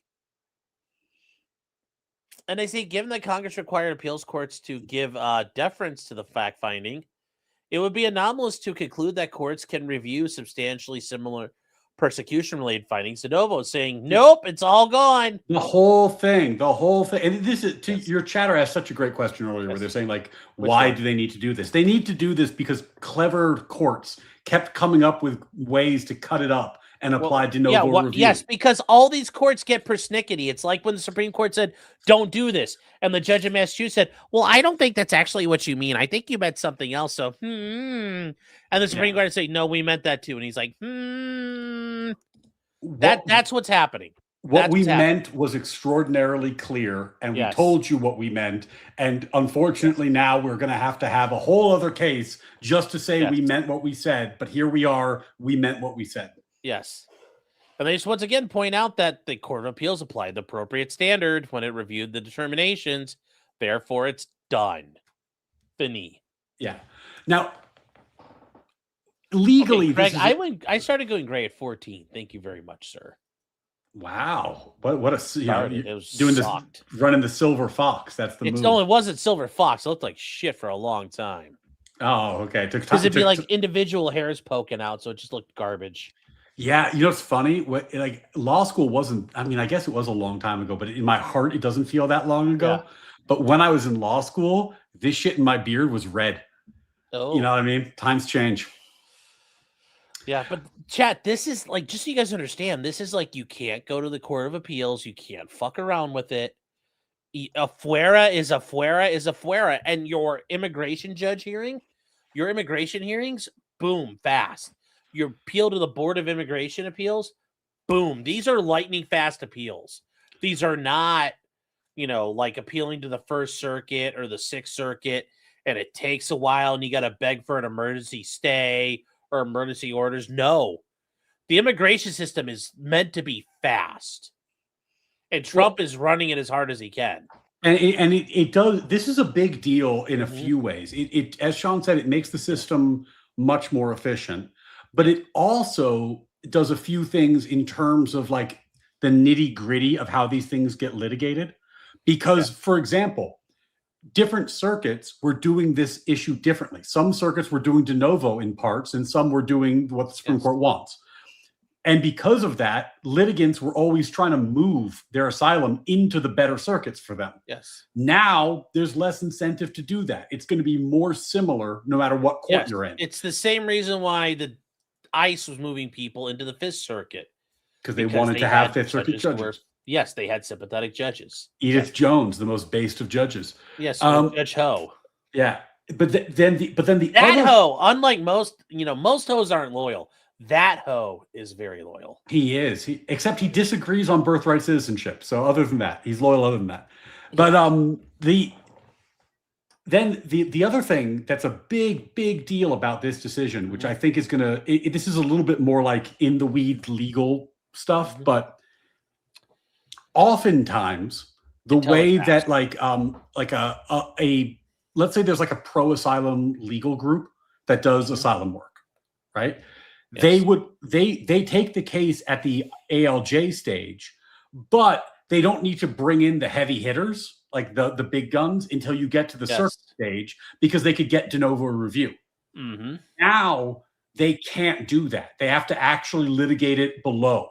Right. So it makes it so it just takes some of the wind out of the sails of people who are trying to manipulate the system and make sure that they're making every case a tough case. Now, if you think it's a good case, you got to litigate it like a good case from the beginning. And if you don't think it's a good case, maybe you let this one go. And I think that it just makes the system fairer for everybody, and it makes it harder to drag these things out forever and ever and ever. But the problem here, and this is the one thing I will say, I feel bad for this guy. It's kind of like Kilmar Abrego Garcia. Like, he's been used as like, we're going to use you as a vehicle for our things. It's kind of like in Scrimeti, you know, it like with the, especially these trans cases, like we're going to, you know, it's all about this. And we got a heckin' trans lawyer and all this stuff. And they co-opt it and use it all. And then these people are basically just used as like, you know, letting the machine gun fire. It's like, oh, maybe you get through it. Maybe you don't. But now like we're forcing them to address the issue. Yeah. And you know, these people are being used as test cases, and it's like being a test case is scary. You're literally a guinea pig. This is a thing that I just don't understand, right? Because like backing up, when you're going to the Supreme Court, you're going to have the best lawyers available on your side. You're going to have people will do it for free. You can get like law firms to take, like, everybody wants in. So if you're on a political activist side, like you want to make, like Scrimeti, you want to make good trans law, right? Or you're an asylum person, you want to make good asylum friendly law, right? That's your goal. I don't understand why they take these weak sauce cases to the Supreme Court, because like they didn't have to. They could have just they could have not appealed the First Circuit's rule, right? Yeah, and also once you get to like the past couple of like, that said though, I know some people might say, well, after CASA and all that stuff, can you just bail out? No, at some point you're kind of stuck. Now, it's one thing if the government tries to bail, you can say no. What's kind of like what happened in Bruin. New York tried to bail, and the Supreme Court's like, nah, you don't get to do that. When you're going against the government, like they kind of pass the point of no return. But I think they must have known going into it on December 1st when they argued this that they were going to lose. I just don't think they realized they were going to lose this much. But I want to go back and hear this argument now. Yeah, I assume they got shellacked. Oh, I'm sure they got shellacked. I mean, obviously they must have, and it'd be fun to listen to. But also, like, yeah, I mean, like, yeah, you're in it. You know, you're in for a penny, in for a pound. But like, you know, you lose at the circuit. Maybe you request en banc review at the circuit. That means where instead of 3 judges, you get the whole First Circuit to rule on it. But like, I don't know. Maybe I'm just overly cautious. But to me, like asking the court for certiorari when you're going to lose is such a bad idea. Like it happens. People have interests. There's different people at play. I get it, but it's wild because you know, like they couldn't have thought they had a real chance at this one. They couldn't have. That said, though, some of these people do, though. Maybe it's Kool-Aid like drinking. These people, like they're true believers, though. That's the thing. So the Supreme Court case that I did was about religious freedom, and it was about if the FBI puts people on the no-fly list because they refuse to spy on their religious community. Can you sue the FBI agents for doing it? And we found out at the Supreme Court the answer was yes. And that's the kind of thing that you could litigate because it was kind of an open question, right? But there's other stuff where it's like, you know, like there's a lot of cases are like this one where it's, you know, like does the law say what it says? Is qualified immunity what qualified immunity is? These things are pretty well established. You're not going to win, and you're certainly not winning before this court. So I mean, anyway, it's a bit of a mystery to me. Yeah, it is. But I mean that's kind of one of those deals with like where with the Scrimeti case, I still use the example. They're like, oh, we have our brave trans lawyer. I'm like, yeah, I'm sure, you know, Zimzier, Herzier, whatever. Like, I'm going to carry the banner. I'm going to score a touchdown here. And I'm sure a lot of them thought this was going to be a great idea. It's going to be like a fucking movie. And, you know, it's going to be like the Paper Chase times My Cousin Vinny. You know, it's going to be perfect. And, you know, Chase Strangio went up there and just like fucking ate shit in front of the Supreme Court. Yeah, that was bad. Like, that was. Yeah, but I'm just saying, like, I think they think this, like, they got a chance. Like, they believe this stuff. These people don't believe in borders. Yeah, I think sometimes you get people who they just they have a moral intuition that's so strongly rooted that they Yeah. can't be unbiased about it. Like Yes. Sean, you said you were watching the debate I had on Wick's show before, right? Yes. Like A little bit. I don't know watched a if, minute if of it, people yeah. were watching that, but one of the guys I was debating, he said that basically in his mind, because the act of creating Israel was aggressive against the region, everything that ever happened and everything that ever happened in the Middle East after that is always Israel's fault forever, and there's nothing that can be done about that. Now, you could agree or disagree with that statement, but if you believe that to your core, you can't be unbiased about the topic going forward. And I think you're not going to be able to say like, oh yeah, this is totally yeah. And I think one of the things that happens for lawyers, at least what it's supposed to happen for us, is you're supposed to learn how to separate those like those deep intuitions and be a little critical of them and say like, even though I believe this, the judge might not believe it, and I'm going to be a little bit critical about it, right? Because it creates a lot of blind spots. You know what it reminds me of, actually? Remember in the dark days of the Biden summer of love, that era, like 2021, 2022, let's say, there were students at Stanford Law who protested a conservative judge speaking, right? Yes. And it's like, so their moral intuition was that like a conservative judge is so evil, he shouldn't get to speak at a law school. Yes. And they all got, I think, pretty serious consequences for what they did, and they should have, because they're training to be lawyers. You think you'll never have a conservative judge? Like, how can you possibly think that you should ban conservative judges from your campus? And then, or how about this? You're never going to have a conservative client? Like, do you know how many clients I've had who have different views than mine? Yeah. I mean, Sean, you've got to have this. Like, you come in, somebody hires you, and they tell you their story, and you're like, oh. Yeah. Well, I'm going to give you the best defense possible. That doesn't mean I agree with you. Yeah. You're going to be stuck, trying. It's like, I'd only defend innocent. Like, if you were only going to defend innocent people, you're in the same boat. I'm only going to defend people in my politics. Now, there are times where you could be in like boutique niche areas to do that. But if you try to do that as a regular person, you're going to fucking starve. You don't get to do that. That's just not how it works, right? Yeah. Like, as a lawyer, you're supposed to be able to put aside your feelings and realize that you have a fiduciary duty to your client. Like, I've had clients that I really agree with. I've had clients that I disagree with. That's not the point. That's not the point, right? Yes. And like, I need to be able to stand up in court and make the most compelling argument for my client, regardless of whether I agree with them. That's my job. And that's why when those fucking idiot law students were protesting that judge, I was like, what field do you think you're going into? Like, what do you think law is? I didn't even get my 7,000 shekels yet, and I'm still willing to make arguments. That's that's how deep my commitment goes to this issue. And by the way, where is my $7,000 super chat? Like, this has been it's been days and weeks now, Sean. I'm feeling a little burnt.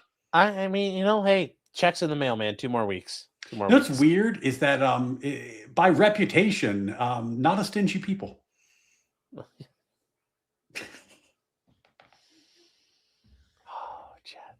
Oh my gosh. I didn't do this to him, chat. He's doing this himself. He's doing this himself, chat. I'm so proud. No, it is. You're catching me on the post-debate, like, adrenaline dump. Yeah. Which I normally do alone. But it's like, like I was just fucking yelling and singing checks in the mail. Teeing off on people for 2 hours. So now I'm blowing off. You're kind of in your drunk phase. You're like in your blackout phase right now. And you're gonna wake up tomorrow and be like, oh my God, what are these clips? And I'm like, I'm just gonna let the man riff for a minute. I'm just like, he's in riff mode. I'm gonna let he ran out here and did a fucking guitar solo. I'm like, just rock on. Look, Sean, when we agreed to wear matching clothes, you said you wouldn't expose my secrets, and now here you are teeing off on me. We don't even have Clyde on stream. It's just I don't have Clyde. So, all right. So moving on to some other things here, guys.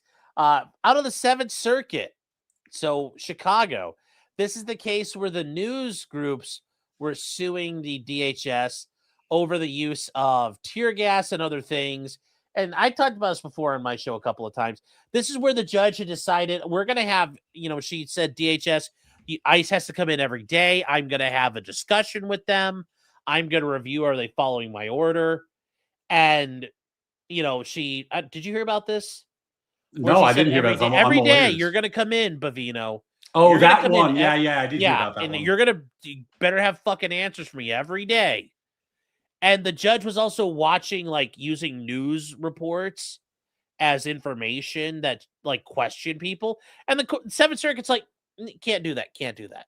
Now, the one thing I will agree with that she ordered was they all had to wear body cams. I like that. Body cams I like are that good. one.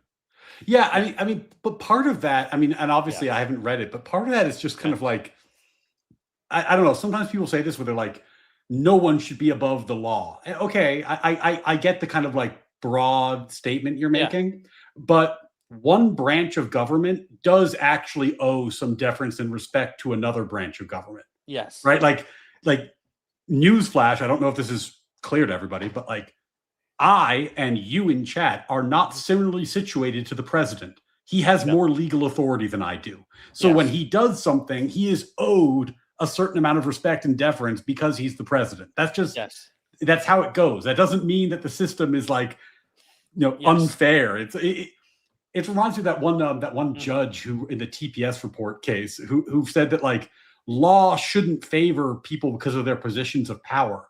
And we're like, you mean the Secretary of Homeland Security when they're making decisions about Homeland Security? Yes. That it actually seems like the law should have some because it's deference. almost, I'm sure that judge would say Chevron deference was actually a really good thing. But not in this case. Not here. That's different. So anyways, guys, this is the one where they were restricting the use of tear gas and the other things that were going on. And they got a basic injunction on everything. It says the plaintiffs then abruptly changed course. They asked the court to voluntarily dismiss the case because it appears that the operation in Chicago had ended. And they told them that the court was going to move to dismiss it once the district court wrapped things up. Mm-hmm. And now it's before them finally. And this is all the stuff outside the Broadview, Illinois facility. Was this before the National Guard got withdrawn or after? This is before all of that. Because this is one of the places they were going to send it in. And then the judge said, no, you can't do that. So the National Guard guys sat around in a parking lot for a week. But yes, they were agents shoving protesters, shooting pepper balls based, and throwing canisters of tear gas into crowds without justification. Oh, there's a video that was on Twitter of a body cam from the DHS side of the Portland facility. Mm-hmm. And this dude's just standing, walking out in the group of them. And you just see on his, you keep just seeing on his body cam, he's just pulling tear gas gun. And he's chunk, chunk, chunk, just out into the fucking crowd. I'm like, that is so cool. I'm like, that's such a neat look. Mm-hmm. But they point out that they got the sweeping temporary restraining order, prohibiting DHS from certain crowd control tactics and tools. And yes, it also required the defendants to regularly inform the court of its efforts at implementing the injunction. And they say to enforce these requirements, they said that he had to appear in court daily and answer the court's questions about compliance with the TRO. That is insane because that never happens in any other situation. Well, this is what I'm going to deference, right? Yeah. He's a senior, he's not a senior White House official. No, but he's a high-ranking DHS official. Yeah. Daily compliance in are these in person? I would assume so. Yes, he had to appear in person. Yeah, that's pretty crazy. That's but he was there running the operation. Yeah, granted. So yeah, but yes, this is the one where they sought a writ of Matt Damon, and the court said ultimately we're not fucking allowing this. Mm-hmm. And they say that this part of the order infringes on the separation of powers. So chat, it was ultra furious, chat. The thing they all cry about now, it's ultra virus. Well, and this is a real thing. You can't.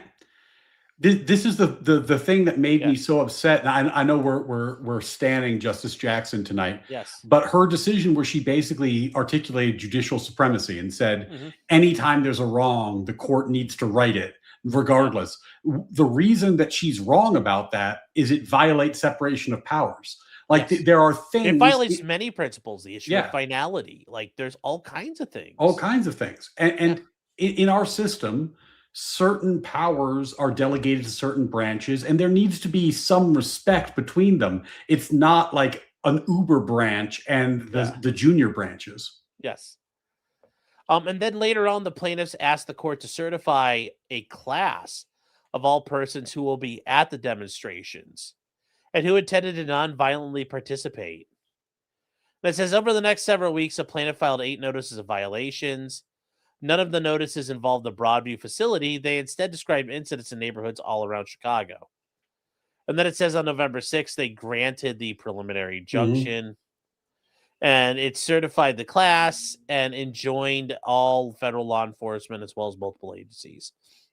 And it says 2 weeks after that, the district court issued opinion. It contained over 170 pages of fact-finding, including many incidents that did not involve the named plaintiffs and occurred far beyond where it was all set. And by the way, when we're trying to have no universal injunctions, just class, it's supposed to be limited to the people who are actually involved, or at least the class of people. So the problem is that like this is sounding to me already like not a real class treatment, but like a pseudo universal injunction treatment. Yes, which is now disfavored in the Casa by law. case, they said don't do this. And it said finally the court explained that such a sweeping injunction was necessary to complete relief. The government filed an interlocutory appeal and also moved for an emergency stay. The plaintiffs opposed, and we granted the government's motion to stay the injunction pending appeal. And they say our stay order emphasized that the injunction was overbroad. And they said on no uncertain terms, the court's order enjoins an expansive range of defendants, including the entire DHS, all the DOJ, and anyone acting with them. And it's to enjoin the entire executive branch, which is insane. Yeah, especially which is absolutely insane. Now, after CASA, they can do that as to a class. Yes. But it sounded like they were going beyond the class and seeking relief that was actually not related to those specific plaintiffs. Yeah. Which they shouldn't be allowed to do. And they pointed out, though, that the district court set itself up as the supervisor of the executive branch. It's like, you can't do that. Can't do that. It was too prescriptive because it enumerates and prescribes the scores of uses of riot control weapons and other devices in a way that resembles a federal regulation. Yeah. And keep in mind, courts are really supposed to decide the case, right? Yes. So you go to court and they say it was wrong that DHS or ICE or whoever was using this sort of like chemical irritant to disperse the crowd. And the court might say, no, it was fine. Or the court might say, yes, it was wrong. But what the court can't do is say, actually, there's a brand of chemical irritant I prefer. Yes. Right? Because that's Congress. Congress decides which type of tear gas can you use. Yeah. Yes. You're not supposed to be regulating from the bench. You're supposed to be deciding the question. Yes. Yes. Can you use tear gas brand tear gas? Or do you have to use the store brand? Sean, can I ask you, do you have tear gas brand tear gas, like the good one on your YouTube merch? Like, do you? I don't, but I was thinking about figuring out how to load one of these up as tear gas, though. I mean, Sean, I feel like this would be a solid YouTube store idea for you. Yes, but I have figured out how to make one of these possibly do tear gas, which would be kind of fun. So yeah. But for the record, if you buy it on Sean's store, you're getting an empty canister. That's life. But still, I think. I'm not giving away these canisters. These are worth their weight in gold. Oh, these are super. Yeah, they're hard to find. Yeah, is there a way to fab them or no? Not like, well, you could fab them, but like an authentic one where you're like, going, and you can like, you can. Hold on, which way can I shoot this so it flies off? You can let it go. A little different. Oh God, I hit my screen and it's like, ugh. Oh no. But yeah, like it's not that easy. I feel like, Sean, this could be your gold mine. Like I don't know if you remember, but like back in the day, the Daily Wire when they were trying to grow. Yeah. If you got the Liberal Tears Tumblr, the Liberal Tears Tumblr. Yes. I bet that Liberal Tears Tumblr idea made them $20 million. Like that was Yes. that was an unbelievable idea. Yes. I feel like this is your moment, Sean. Yes. Well, I'm working on the 40mm launcher, and if I get it completed, I know somebody who's going to hook me up with tear gas rounds to try out of it. Well, then nobody's coming on your property. That'd be so much fun, though. Where I'll go show up at a riot and just think. In case this comes up in a later proceeding, Sean was kidding. Maybe. Maybe. We're not talking in Minecraft tonight, chat. Yeah.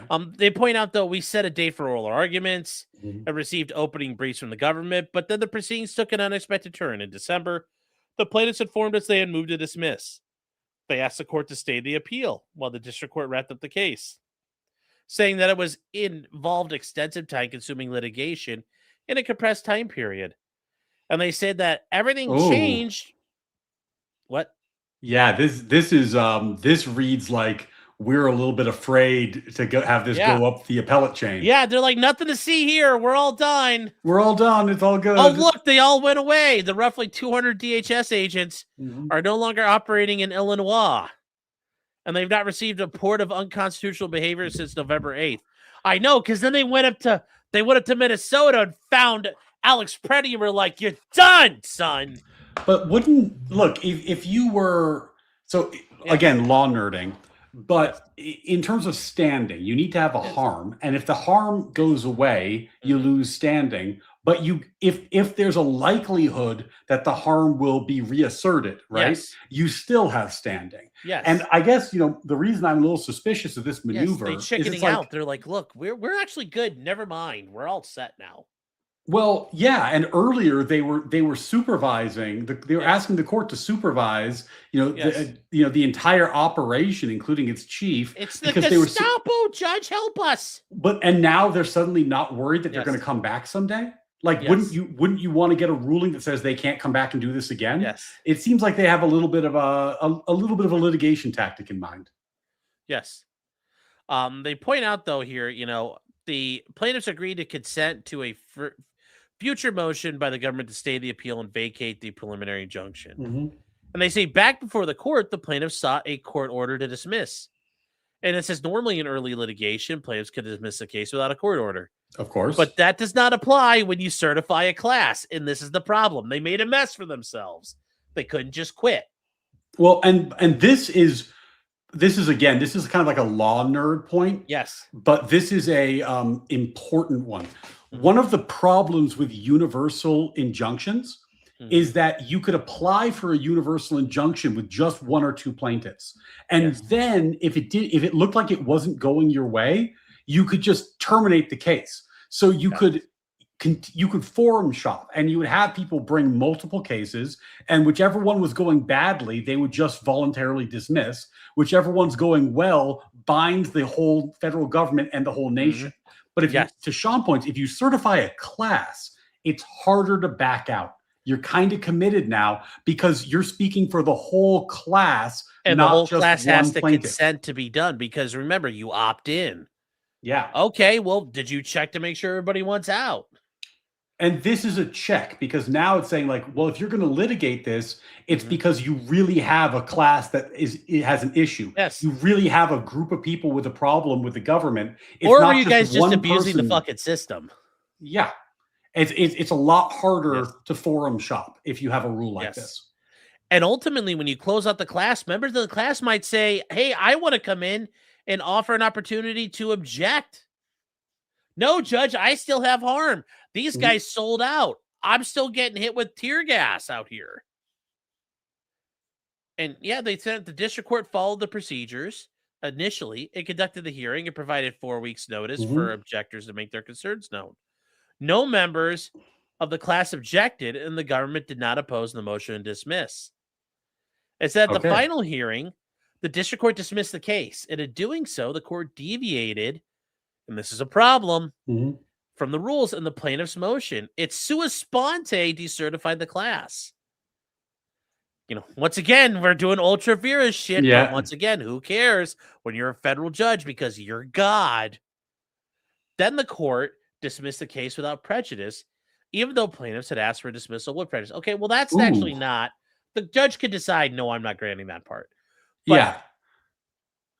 But it does seem like the judge was like, and look, judges have a lot of discretion, but that sounds like the judge was trying to find a way to keep the issue open. Yes. She's trying to do a solid, and they're like, no, don't do it. She's like, but I'm on your side. And they're like, just stop. You're gonna look at these guys are gonna see what you're doing. And she's like, it's okay. You're making it too obvious. Yeah. Yes, it's okay. They got my back. They're my bros. Well, the government turned around and said, in many ways, the district court did not grant the motion and dismiss it all because it disregarded the terms of the motion, which actually that's kind of it's an argument to make, but it's not the strongest argument. Still, the government asked us to vacate the injunction and dismiss the appeal. Now, didn't the government say... Yeah. Oh, the government's on board with this. The government's saying we don't want the appeal either. So that's kind of an odd posture, right? Where like both parties say they want the case to go away below. Yes. That's a little bit odd. Yes. And now the government filed its motion to dismiss under the Federal Rules of Appellate Procedure, which you can ask to be done. Mm-hmm. This court grants such motions as a matter of course. I've had that happen before. I've been working on an appeal and my client's like, don't worry. I'm like, are you sure? It happens. Sit. Please sign this form. Exhibit A. And it says, but dismissal is discretionary. And that's the thing. When you guys are in appellate situations, the court might be like, no, actually, we want this one. Sorry, you're stuck. No, we're not granting it. And Sean, just pause for a second. Just an interesting question that I just saw. Generally, district courts, they have a lot of independence, but they are encouraged to exercise discretion in using it because they are just a district court and they can be overturned. And most district court judges, and I think most federal district court judges in the country, are really in the business of trying to figure out what the circuit they're in would do and make sure they're not doing something that's going to get overturned. They're trying to stay within it. If you want to change in the law, ask the circuit court. That's what most of them take. So we've seen an increasing number of district court judges recently who are willing to take more aggressive positions about the law. Now, they're allowed to do that, but it creates a lot of oddities when they do, because you'll have what we've seen where 300 cases in a row go to Boasberg and the plaintiffs always win, but then they go to the appellate court and they all get shot down. Right. And that what you would hope is that the district courts would then figure out like, oh no, we're not allowed to do this anymore. Right. So can they experiment? Yes. But you want them to be thinking about how the law is changing, what the law is, and not putting themselves on a limb too much. Yeah, it's, they have this power and now they're like, they've never really, everybody always agreed, like, we're not going to, act like this, but now they're doing whatever they want. And there's been an unusually high number of what I would call overtly political decisions recently. Yes. There's always, I don't want to pretend this is a new thing. There's always been some, but either there's more of them or they're getting more press. It seems like there's a lot. Chap and Girl, we want them to be independent, but if they're just saying, I don't like this because fuck Donald Trump, then no, we don't want that. And that's what we're getting in a lot of these courts right now. Well, let me tell you a story. Maybe this will help. I clerked for a federal district court. And when we did that, we had judicial interns. Now, in federal court, the most litigated thing in the world is Rule 12b-6. Because Rule 12b-6 is motion to dismiss. It's in every case. It's basically malpractice if you don't bring a 12b-6 motion. So it's the thing we litigate the most. And this intern, I asked him, it was a pro se case, and I was just like, hey, can you write a background section? Just give me, I don't want a blank piece of paper when I'm writing this opinion. Give me something to work with. So a week later, he comes to me and he says okay, I got the 2-pager you wanted. And I'm like, great. He's like, but then I wrote a 10-pager about why this court should attempt to change the Rule 12b-6 standard. And I was like, and to go to your question, my response to him was I'm not reading that, and nobody should read that. You're a judicial intern who hasn't even gone to law school yet. This is the most litigated thing in the world. We're not changing the standard. But B, you fundamentally don't understand what the district court is. The district court doesn't tell the circuit court what the standard is. the circuit court tells the district court what the standard is. Mhm. And if the circuit court has blessed the standard, the district court doesn't deviate from it. Like, so to your point, Shapingro, the district court is subservient if there is clear law from the circuit court. They're only given leeway if there's not clear law. And that gets into this game of like, well, can judges find a way to think the law is not clear, which is the first decision that Sean and I looked at. And sometimes they do.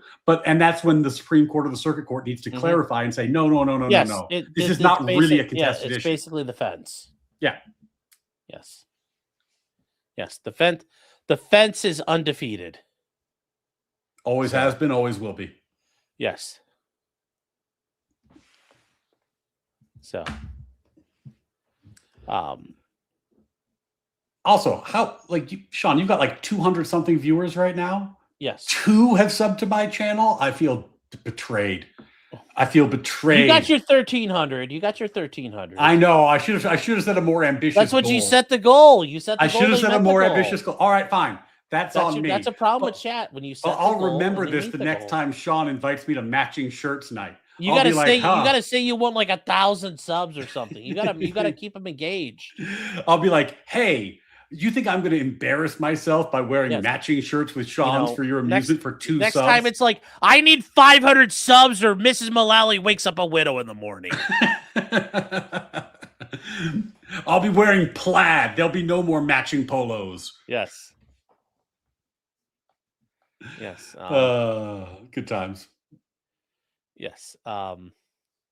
So as they move on here, unsub Ryan and Clyde will give in a woo. Yeah, we'll do that. You dirty fuck. All right. Also, real quick, this is from Maddie. Yes, apparently Sean is a gorilla. Although apparently it's a very manly looking Jane Goodall. So I am mentally scarred by this. Oh, you think that's bad? Jeez, buddy. Like, my life is worse than it used to be. Like, colors aren't as bright. Food won't taste the same. My life has become worse. It's Sartre because of you, Maddie. So thank you for that. Sartre-esque. Oh, somebody's telling me check X. Oh my God, did something happen? Zero Fucks is a creative guy. Yeah. Well, I'm looking. I don't see. Oh, Jesus Christ. Oh, here we go. I like Jesus. I like this. Here we go. There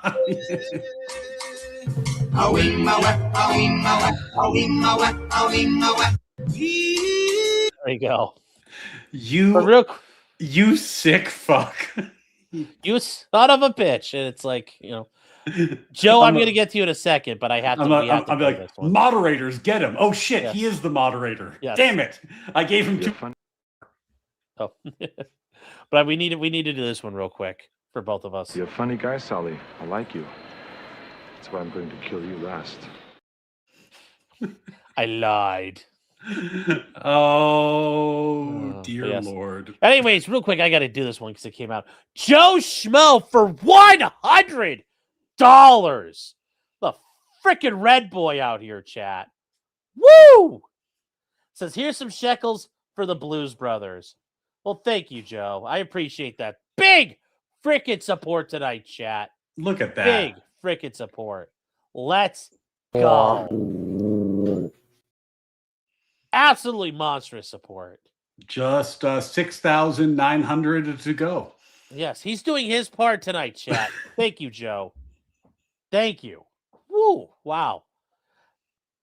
Anything red, even if it's Argentine pesos, chat. Red boys are red boys, but thank you, Joe, for big fucking support. That's a big dono. That's a big dick dono. Energy right there.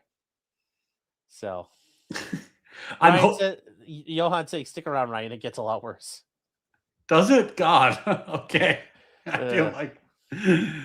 I feel like I've been exposed to the chaos of your chat, Sean. This is it's happening. Yeah. It's a dark and scary place. Yeah, but thank you again, Joe. But yes, and then they move on here, though. They point out that doubtless that, they say this court's hesitant to dismiss when it'd be irresponsible to dismiss the case without review. They're like, we actually think we should decide this one. Yeah, they smell something's hinky. Yes, you're not telling us something. And Federal Rules 42 acknowledges the power to vacate before dismissing the appeal. They say, in our view, the extraordinary circumstances require us to review this order before dismissing the appeal. Oh, And they really? say it's appropriate for two independent reasons. The case appears to be moot, and the court's order risks spawning serious legal consequences if it's not vacated. So they're like, this stinks to high hell. Yeah, this stinks, and we're not going to let you get away with this. And so when courts do stuff like this, by the way, it's sometimes because they know it's coming back to them at some point. Yeah, there's like a rogue lower court decision, and they're worried that if they don't do something about it, that it's going to spawn like a cottage industry. There's just going to be case after case after case. Yes, and they're like, you guys. Part of this is also, you guys came to us with your hair on fire, both of you. It's like your parents. You told us we had to take care of this, so we're taking care of it. Mm-hmm. You can't just tell us it's okay now. Yeah, it's actually really funny. I say that to my kids sometimes, where I'm like, can you solve this problem, or do you need me to solve the problem? With the implication that they'd be better off if I didn't solve it. Yeah. Well, there were times as a kid, I'm like, no, Dad, it's all good. Don't worry about it. Oh, no. I had to get up. What's the problem now? No, it's fine. Nope. I can solve it. Don't need help. Too late. So, federal courts have the power to vacate any judgment of a court brought forward for review. And that it's codified, but that's true how that works. And it's a supervisory power over lower federal courts is broad. Yes, as it should be. But remember, they have to cite their authority to do what they're doing, and that's correct. It's correct. So the government asked for a specific kind of vacator called a Munsingware vacator. And it's when a case becomes moot on appeal due to happenstance or the unilateral actions. It can be appropriate. And it says courts have disposed of moot cases in the manner most consonant to justice. And they're pointing out the remedy ensures the rights of all parties are preserved for possible future review and protecting losing parties from adverse judgments when the underlying controversy is no longer live. It's kind of funny how the court here is saying, like, come on, like, to the Trump administration, they're kind of saying, like, why did you let this go so easily? Like, there's something, we could have done something with this. Yes, and the point is to prevent an unreviewable decision from spawning consequences so that nobody's harmed by a preliminary adjudication. Yeah, and that's an interesting point, right? Because let's say they voluntarily dismiss the case. What happened? They go to court, they get a preliminary injunction, they require this guy to come to court every day and supervise him, right? All this stuff that we would say is overreach. And then they dismiss. But then 2-3 years later, somebody says, oh yeah, of course courts can call in executive officials to testify every day. They did it here. It was never overturned, right? It creates this freestanding precedent that can be a problem down the road. Yes. Well, Joe, this isn't the Supreme Court. This is what every federal judge in the Seventh Circuit might do. So every federal judge in Chicago might cause a problem, or in Milwaukee, or, pick anywhere that they have coverage to. Any federal judge could get all uppity and get in the way. And they're like, we're not dealing with this. Yeah. And we're going to nip this in the bud. Now, they point out that, they talk about what happened here. And they're saying that ultimately, since they were seeking to get rid of the injunctions, no cases remain for the court to resolve. Yeah. Mm-hmm. And cases are moot when the plaintiffs who prevailed in district court ask that court to voluntarily dismiss. And it says all parties that have given us reason to vacate. And they say there's certain classes, though, where it shouldn't be granted, such as when two parties settle while the case is on appeal. Yeah, there are circumstances where the court is concerned that if they let the case go away, it's going to cause mischief. Yes, you already called and ordered the pizza. We're not stopping it's still getting delivered. You got to pay us the $30. Yes, you're done. You're still going to have to pay for it. Mm-hmm. And it says when unilateral actions make the case unreviewable, appellate courts are also hesitant to grant the vacator. Mm-hmm. And they say features of this case might call to mind these categories. For one, the plaintiffs consider the government's request for the vacator, hinting at a settlement. The remedial powers of this court are not bargaining chips for parties to leverage in their arm's length negotiations. Oh, that's interesting. That's a hell of a CF. Which is very weird. A court's like, No, we don't want you to resolve. Don't use our threat as a means to resolve things. Yeah, that's a little bit weird because Courts normally want you to resolve. Yeah, and also when a court enters injunctions, that triggers settlement like a lot. That's pretty common. Yes. So, and by the way, for law nerds here, the CF, we means compare. Yeah. It also is like, if you think the case is dead on, you just cite the case. If you think the case needs a little bit of an analogy or a little interpretive work to get there, you write C and then you put the case. If you think the case is a bit of a stretch, you put C also. If you think the case is like, yeah, this isn't really the same thing, but if you squint your eyes and if you think about it a little bit, you might get there, you put CF. CF is, it's a pretty weak signal. Like they think they're saying this court supports, this case supports us. Kinda. You could just do C also and, just tack it on at the end with a little parenthetical. Yeah. Like, kind of close. And the parenthetical, you could kind of like church up the case to support you a little bit. That's what I do. Yeah. I don't normally CF.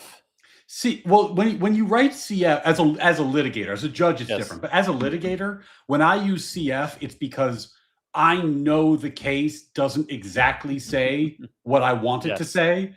I'm asking the judge to make an inference. And when we go to oral argument, I don't want the judge to call me out and be like, you said this case said this and it doesn't say that. I'm like, oh, no. I put a CF. I'm asking you for a little help. Yeah, CF is Latin. I forget what it stands for, but it's a Latin thing. Oh, yeah. I mean, it's like weird legal Latin. Maybe contra something or other. And they say for another issue, the government did not prevail at the district court, yet federal officers were withdrawn. So they point out that though the absence of further instances of conduct strongly suggests the case is moved, there may be some uncertainty on this. Mm-hmm. And they point they're like, it doesn't make any sense. So it seems like, and I haven't read this, Sean. I don't know if you have read ahead. I hadn't read it yet. No, it seems like what they're winding up to is they're saying it's extraordinary, weird circumstances. Yeah, we're clearing our throats. Timeline. Yeah, and then we're going to say like something is hinky here. It's hinky that they got this extraordinary relief where they're ordering around an executive officer, and then suddenly they dismiss the case out of nowhere. Yes. And they point out it was overbroad, and the initial orders were overbroad and constitutionally suspect. Mm-hmm. The class was just massive and interchangeable, which is weird under Article 3. Mm-hmm. And it says, yet when this court stayed the district court's orders, the plaintiffs quickly and voluntarily withdrew their case. So it's proper to ensure the injunction does not affect future litigation, which would present its own facts and legal issues. Yeah, they're like, we don't like this.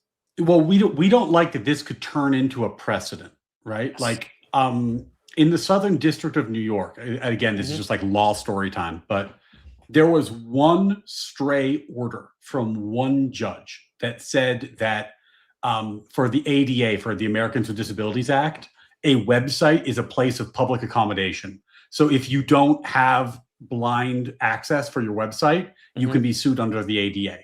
One order. And because that order can't really be touched. That had to be the boomerest fucking judge ever. Well, it created a whole industry where now people sue in SDNY for the blind website cases, right? And everybody knows there's some real problems with this because it's really low value cases. You can never win. You have to settle. It's kind of a nightmare. It's just logistically a nightmare. Yes, that's the whole industry for the ADA. But any time that anybody brings the case, the defendant has to settle. And any time that it looks like it will ever get to the point where a judge might rule on it again and have a contrary order, they dismiss because the lawyers are not willing to let new law happen because it would kill their industry. That's the kind of thing the judge is talking about here, where he's saying like, if we don't say anything about this injunction that clearly went beyond the scope of what's appropriate, other courts are going to think that's okay. Yes. We got to do something about it. Yes. And they point out that it impermissibly infringed on the separation of powers. And it said the court is a supervisor of the entire executive branch. And they said, as we exercise our power, we vacate this order, signaling the courts to avoid issuing this again. Mm-hmm. And once again, we're making an example. Yeah, something we need to clarify that this is improper. Mm-hmm. So they point out because it was dismissed without prejudice, any class members or the lead plaintiffs could refile the claims tomorrow. They could ask the court to reinstate the nearly identical injunction, adopting the facts and legal reasoning from the previous order, which is something you can do. Yeah, but the circuit court would have struck the injunction, right? So they don't want to have to go back through it. Like, yes, but we're not going to let you try this again. Yeah, because you could try it anew, and you would get this a new sweeping order that they would have to then cut back again. Well, and there's a worry about the gamesmanship, right? Where it's like, because when you're talking about politics, you get the injunction, then the life moves on, the news cycle moves on, and then you don't care about the case anymore. Like you're willing to withdraw it, but that just leads to kind of gamesmanship. Yes. They're saying like, no. If you're coming to us with a legal issue, we're going to treat it like a legal issue. Yes. And there's two examples of this. JB from Texas says Pisco crying is never spam. Well, I mean, look, if you want to see that emote, you have to sub to my channel and get a membership. That's how it goes. Grift chat. I know. That's how it goes. If you want the Pisco crying emote, you know where to get it. That's up to you. That's up to you. I can't give it to you. You have to get it for yourself. People in my chat can give it to you because they're very generous with the donations of memberships, but I can't give it to you. Yes. So, it's up to you guys. You have to talk to them. You got to talk to your manager and maybe I can cut you a deal. Yeah. Well, it's like buying a car. They point out that there's two examples of problems here. The district court didn't find the government's witnesses credible. Well, the court's like, maybe that's an abuse of discretion we need to look at. Mm-hmm. And then they say on the law, the district court concluded all the lead plaintiffs had Article 3 standing at a high level of generality. But, they said, we might have to check that. Yeah, there are things we could look into. They smell a rat. Something's wrong. Yeah, something is not here, yeah. This might be speculation, but we have to take a look at it. We can't. They point out that the incidents, all this, they say, it wasn't fair. They say, yet it found, it recorded no further incidents, yet it found the standing was, for the Broadview plaintiffs based on speculation, saying no guarantees exist that the state and local police will continue to patrol at the ICE facility. Well, there's a lot of problems with this. Is there still standing? Well, there's an oddity there, right? Yeah. Where you're saying we have standing because the government was doing X because at that time, if you guys remember, this was when we were having all these pissing matches between the feds and the governors, and Illinois was not supporting federal authority. Yes. So the police officers weren't showing up. Now the officers are patrolling, right? Yes. And there's a question there where it's like, well, if the officers, if there was a problem because you're worried about interacting with the feds, but actually the feds are no longer doing this, do you even have standing to sue in the first place? Or is this problem already solved? Yes. And they point out, well, we need to put these findings of fact with, we might need more analysis because they're pointing out this isn't adding up. None of this is adding up. Nobody's actions make sense here. Yeah, and if we leave it alone, another court might say, "Hey, look at this injunction. It was good enough there. Now I can do the same thing." And they're saying, "No. This is not precedent. This is not something that other courts can use to use belt and suspenders on their own reasoning." Yes, and then they talk about dismissing the class, which the court did everything right except on its own accord. Remember, sua sponte means of its own accord. It dismissed the class without prejudice, and they said the court gave no rationale for these deviations from the request, saying only that it chose to certify the class because the injunction is now no longer in effect. Well, it's a bit unusual. Yeah, so they said the absence of reasoning does not conform with the circuit's rules. And if a court makes an order, you have to give your reasons. Yeah. Orally or on the record. And by the way, judges have you have to give your reasons. That doesn't mean that they have to write them. A lot of judges prefer just to say it and then just write down for the reasons I said. And they do that because then you don't have something like this to read. Yes. So judges can keep it a little bit further removed from the public, Yes. but they do have to give you the rationale. Yes, and because there's no reason for decertifying the class, the court could review whether it was legal. And if you violate the rules, they can challenge that. And they say it's important because they bring up Trump v. Casa. Yep. Did you adhere to it? Because we're afraid that you're going to do an end around. You're going to use class cert in a way that's not really in the spirit of class cert because you're trying to get a universal injunction. Yes. Yeah, such class action workarounds are inappropriate. Yeah, yes. It has to be a real class, not a make-believe class. Yes, and they say this is the flip side of the coin because as it protects non-parties, it creates consequences for those who take advantage of the class action vehicle. Mm-hmm. And most parties understand those trade-offs, but when the district court certify expansive classes and then decertify them at the first sign of trouble, they upset the balance struck. And this would lead to endless benefits to plaintiffs with no commensurate cost. Yeah. If every time the court's just like, oh, I'll take care of it, don't worry.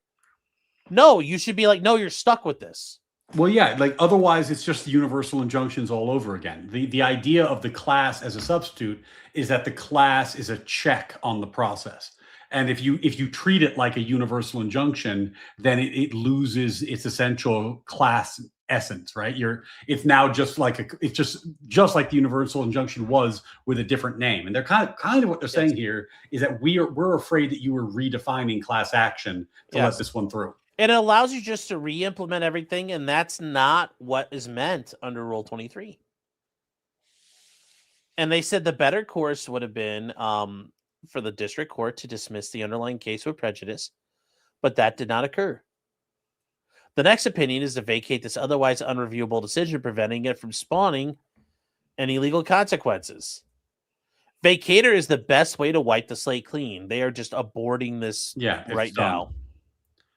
And they dismiss it entirely, and it's all gone. Well, and there's something important that they said up top. Yes. They said, like, oh, it's interesting that Easterbrook dissented. I'm curious to read that. But they said the best course would have been for the district court to dismiss, right? They're saying, like, you kind of brought this on yourself. Yes. Like, they asked for dismissal with prejudice. If you had just done that, we wouldn't have had to write this. Yes. But no, you had to be political and theatrical. Yeah. Stop being theater kids. Yeah, we're suspicious of the fact that you granted this benefit that no party asked for. Yes, and and leaves and us that open. Nobody ever does. Yeah, so it seems I think that's interesting. Now I'm curious what Easterbrook, because Judge Easterbrook, by the way, is for those of you who don't know him, not exactly a snowflake. He's a stalwart on the right. Yes, so, and he is one of the. It's interesting that Seventh Circuit has like Posner and Easterbrook. These are like massive legal names.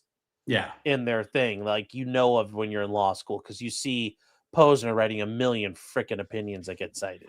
Yeah, Posner, Easterbrook. These are people who have big reputations. Yes. And it looks like it's a short dissent. Yes, and he says, do you want me to take over, or do you want to give? No, that's fine right here. We'll get through this here real quick. Or actually, you can go for it here. Yeah, if you want to, if you want to give your throat a little break. Yeah, sure. Okay. None of the class members sought to intervene to carry on the litigation. The defendants have moved to dismiss their appeal. No one wants to continue litigating. That's all true. If the parties had filed a stipulation of dismissal under Appellate Rule 42B1, we would have had no choice but to dismiss without ado. This rule says that the circuit clerk must dismiss a docket appeal if the parties file a signed dismissal agreement specifying how costs are to be paid and pay any court fees that are due. Because the motion to dismiss is unilateral for 42B2, however, dismissal is not compulsory, though as I read 42B2, the court's only rule is to resolve the terms of dismissal, such as the allocation of costs. Okay, so his issue here is just merely a procedural one. He's saying, like, I think that the rules for dismissal should have limited what the court was doing. Yes, he thinks they went too far. Okay. The authority claimed by some panels of this court, and relied on it by my colleagues, to keep an appeal alive for other purposes is hard to trace to the language of Rule 42, to the commentary issued by the Committee on Rules of Practice and Procedure, or to the fact that when both sides desist, the court's job is done. As you can't have a suit without a plaintiff, you can't have an appeal without an appellant. By now, the suit has neither plaintiff nor appellant. Okay. Well, then I don't think this is going to be that lively an issue. He's basically just saying, in his mind, the case was over. Therefore, there's nothing to do. Yes. Let it go. Yeah. Okay. He's just like, I would have just dismissed it, but you guys went a little too far here. Yeah. And I think that's going to be it's a minority opinion about like a very he's addressing technical this issue. a little bit here though too. Oh, he says we're troubled by some of the events, and I share those concerns. But the judge's dissatisfaction with the court's handling of a suit should not matter unless at least one of the parties is dissatisfied, and nobody here is dissatisfied. But what's funny about this is he said that, like, look, there's a B1 dismissal, 42B1, where it's completely up to the parties. And then there's a B2 where the court has more of a role. And they opted for B2, which is what gives the court more of a role. Yes. So I guess he's saying that in his mind, B2 should be read more narrowly and that the court can only do things like allocate costs, not take on this larger role. And he's like, we should have just left it alone. It's not our job to mess with it. Yeah. Well, that's a very a very lawyerly dissent. He's not really not disagreeing with the court's reasoning or rationale. He's more just saying, like, as a matter of procedure, I would have handled this differently. Yes, and he abandoning the field of battle. And then real quick, this is the one I think you were kind of interested in, the Pasito versus Trump. This is the one about the temporary protection status. Oh, which one is this? Can you scroll up a little bit? Sorry. This is one that kind of addresses your issues. This isn't exactly what you were talking, like you covered it, but the Ninth Circuit has addressed that issue to an extent. Oh, good. Yeah. There's been a lot of decisions about TPS programs. Yes, that have been all over the place because the courts have taken a really wild view of limiting the executive branch's power in ways, even though the law very clearly says that the executive branch gets to make certain determinations and that they're not reviewable. So the court should not be as involved as they are in this area. Yes. And this is ultimately, they're addressing the problems here. This is 90 pages, guys. We are not going to... Oh, yeah, we're not doing 90 pager. No. But ultimately, what they kind of get to down here, and, there's going to be a bunch of and scree here on stuff. Where is...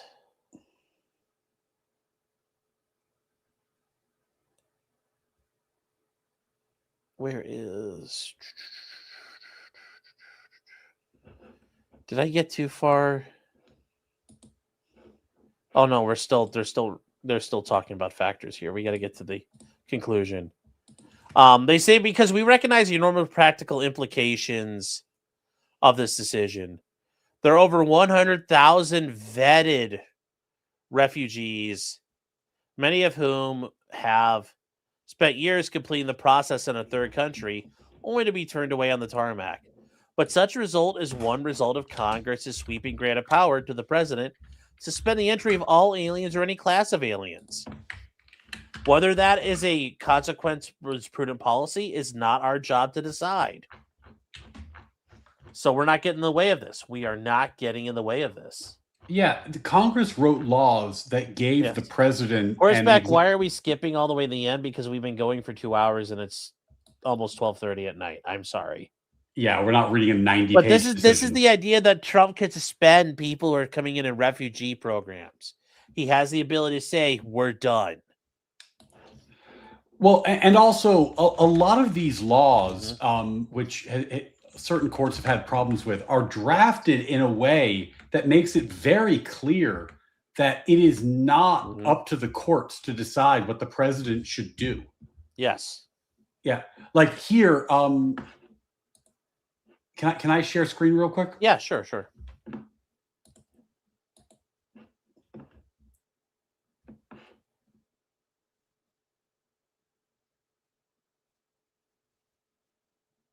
So, you've got it right here. Okay. Yeah. So the law that they're talking about is this. This is the subsection F that we were just referring to. And it says, whenever the president finds that the entry of any aliens, of any class of aliens into the United States would be detrimental. So the president finds it's detrimental to the interests of the United States. he may proclaim, and for such period as he shall deem necessary, suspend the entry of all aliens or any class of aliens as immigrants or non-immigrants, or impose on the entry of aliens any restrictions he may deem to be appropriate. Whenever the Attorney General finds that a commercial airline has failed to comply with the regulations of the Attorney General relating to requirement of airlines for the detection of fraudulent documents used by passengers traveling to the United States, including the training personnel, the Attorney General may suspend the entry of some or all aliens transported to the United States by such airline. So this is very broad language that gives huge discretion to the president. Now, you may like that, you may not like that, the court may like that or not, but that's not the issue. The issue is that the Congress delegated that power to the president. So unless there's some anti-delegation argument you want to make, like a major question, non-delegation, some kind of constitutional limitation, it says whenever the president makes this finding, which gives the president the decision. So it's hard to see why when the court when the president has broad discretion to decide an issue, why the courts get to second guess what the president does with language like this. And compare that to other language, because in a lot of other statutes, it says something more moderate. It'll say something along the lines of, if the executive branch officer makes a finding that X, Y, and Z happens by applying the following standard, and then the court can say, oh, you did it wrong. You didn't follow the standard, right? But there's no standard here. He just says, I don't want him here. Why? Because I said so. Whenever the president finds, there's no standard. So if there's no standard, what is a court doing to review it? Right? A court needs the law to have it set a standard. If there's no standard, it's just the president exercising his discretion, which of course he is his, not the judicial branches. Yes. Yes. Put it this way. Congress could have written, whenever the president finds and every district court in the country agrees that the entry of aliens would be detrimental, but that's not what they wrote. They said whenever the president finds. Yeah. Horseback skydiving. You said you're skipping straight to the conclusion. Yeah, because we've been going for a little while now. You're new to the channel. How long was the opinion? This is 75 pages. And we've been going for 2.5 hours now. Yeah, so. I don't. And even if we were going to do the decision in greater depth, reading a 75-pager to you guys is not the right way to do it. And sometimes, look, with the tariff case that came out. Yeah, I read parts of the main decision. I read parts of Gorsuch with my chat. Kavanaugh's dissent is a really good read. It's a great read. It's also 63 pages. I did not read that with my chat. It's just too long. Yeah, and I'm not trying to fight with you. I appreciate you being here. So welcome, Horseback. That sounds like an interesting way to go skydiving. But anyways, my name's Sean. I'm potentially criminal. I'm an attorney out in Ohio. With me is Ryan Mullally. He's an attorney out in the New York City, fancy New York City lawyer. Big city lawyer. Big tri-state area lawyer. Yes. Anyways, ultimately, this is the issues about the preliminary injunctions. This is another one of those injunctions that was granted regarding the refugee admissions programs. And Trump said, I'm not letting people in. So they literally go.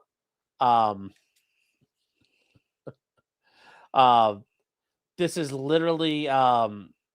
Most 75 pages. Yeah. But no, this is literally just one of those similar things where the courts pass a injunction and they're like, well, no, you just can't do this. It's more of that here where they're saying it's unfair. And they're saying that Trump's executive order is beyond his statutory authority, which it's not.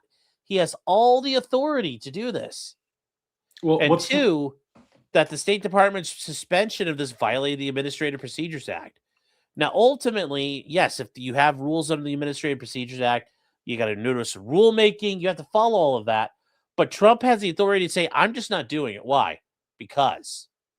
And that's Congress gave me the authority. Yes. And look, this is the thing. I remember when we looked at the TPS, the temporary protected status for refugees, what the court gave this history. And basically it said that in Trump term 1, he tried to terminate.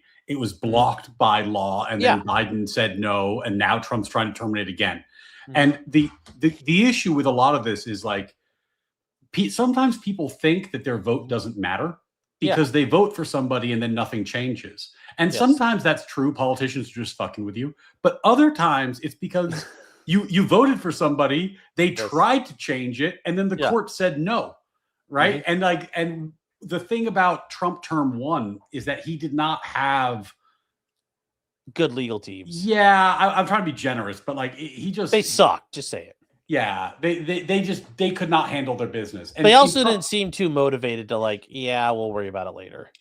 Yeah, and in Trump term 2, he has not all his legal teams are firing on all cylinders, but he learned from a lot of the mistakes, though. Yeah, he certainly in the area of immigration and in the area of like foreign policy, he's had some more savvy legal advice who kind of are steering him through the skids and getting to the point now where there's actually going to be changes. Like if you've been following this channel and my channel and stuff Sean talks about, and you put 2 and 2 together, it's like, well, ALJs, based on what we just read, now their decisions are stickier. And in the Fifth Circuit, there's a rule brewing that says when they do this, they're going to hold you in detention.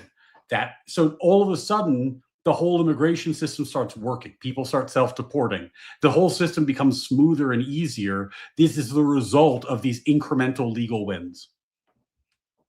So the other thing too, real quick, Horseback saying I wasn't coming in hot. No, you weren't. You weren't. I understand.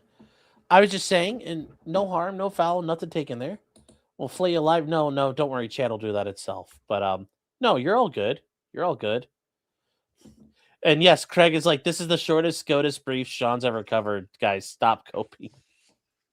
Yes, because sometimes we go on and on and on and on about. Yeah, we should do that. Well, like one day just to fuck with them, just be like, we're going to cover 90 cases and just read the last word of each. Yeah, it's like dismissed. Next, we should read a tax appeal at some point. That would be fun. Oh, like one of those like hideously boring cases. Yeah.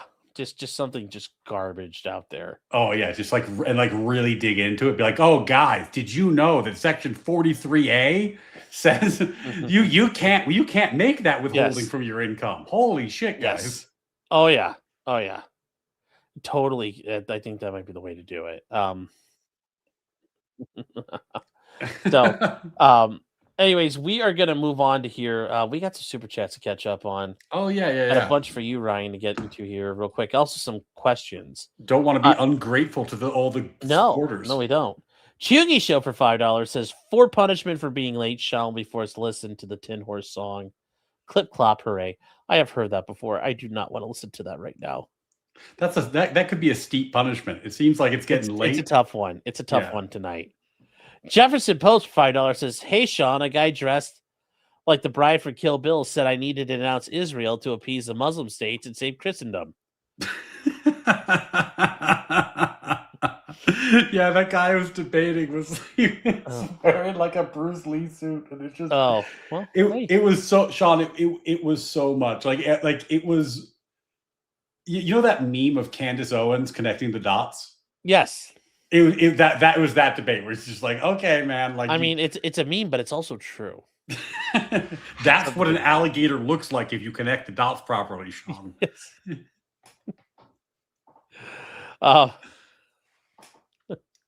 Brozuso for 5 subs. And also just spamming the memberships tonight. He gave some in my chat. He's giving some to you. He's showing the love tonight. Really appreciate you, brother. When we got 5 subs, you get What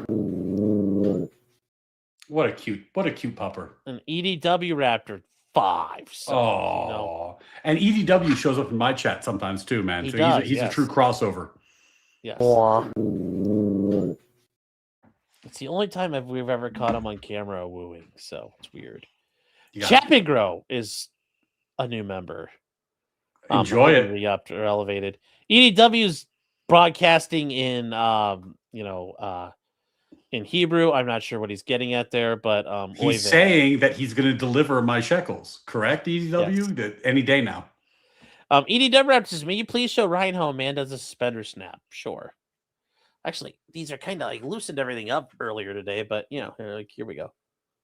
There. Oh, look at that. That's That's pro. a quiet one. It's a quiet one at the end of the night. Yeah, but you've got some panache with it. You've done this before. I can. Yeah, tell. I have.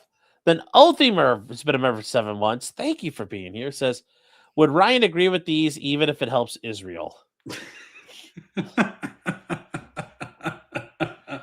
Was that the thing? It can't help Israel at all? I don't know if you saw how much of this you saw, Sean. Or I didn't see that. But like the guy who's debating my point was, I wasn't even taking like the crazy pro-Israel stance. My point was, I'm indifferent to whether or not something benefits Israel, but if it benefits the United States, it's okay that it also benefits Israel. Yes. And his point was, I swear to God, he said, I would be okay with the war in Iran if we were doing it without Israel. But because Israel's involved, I'm not okay with it.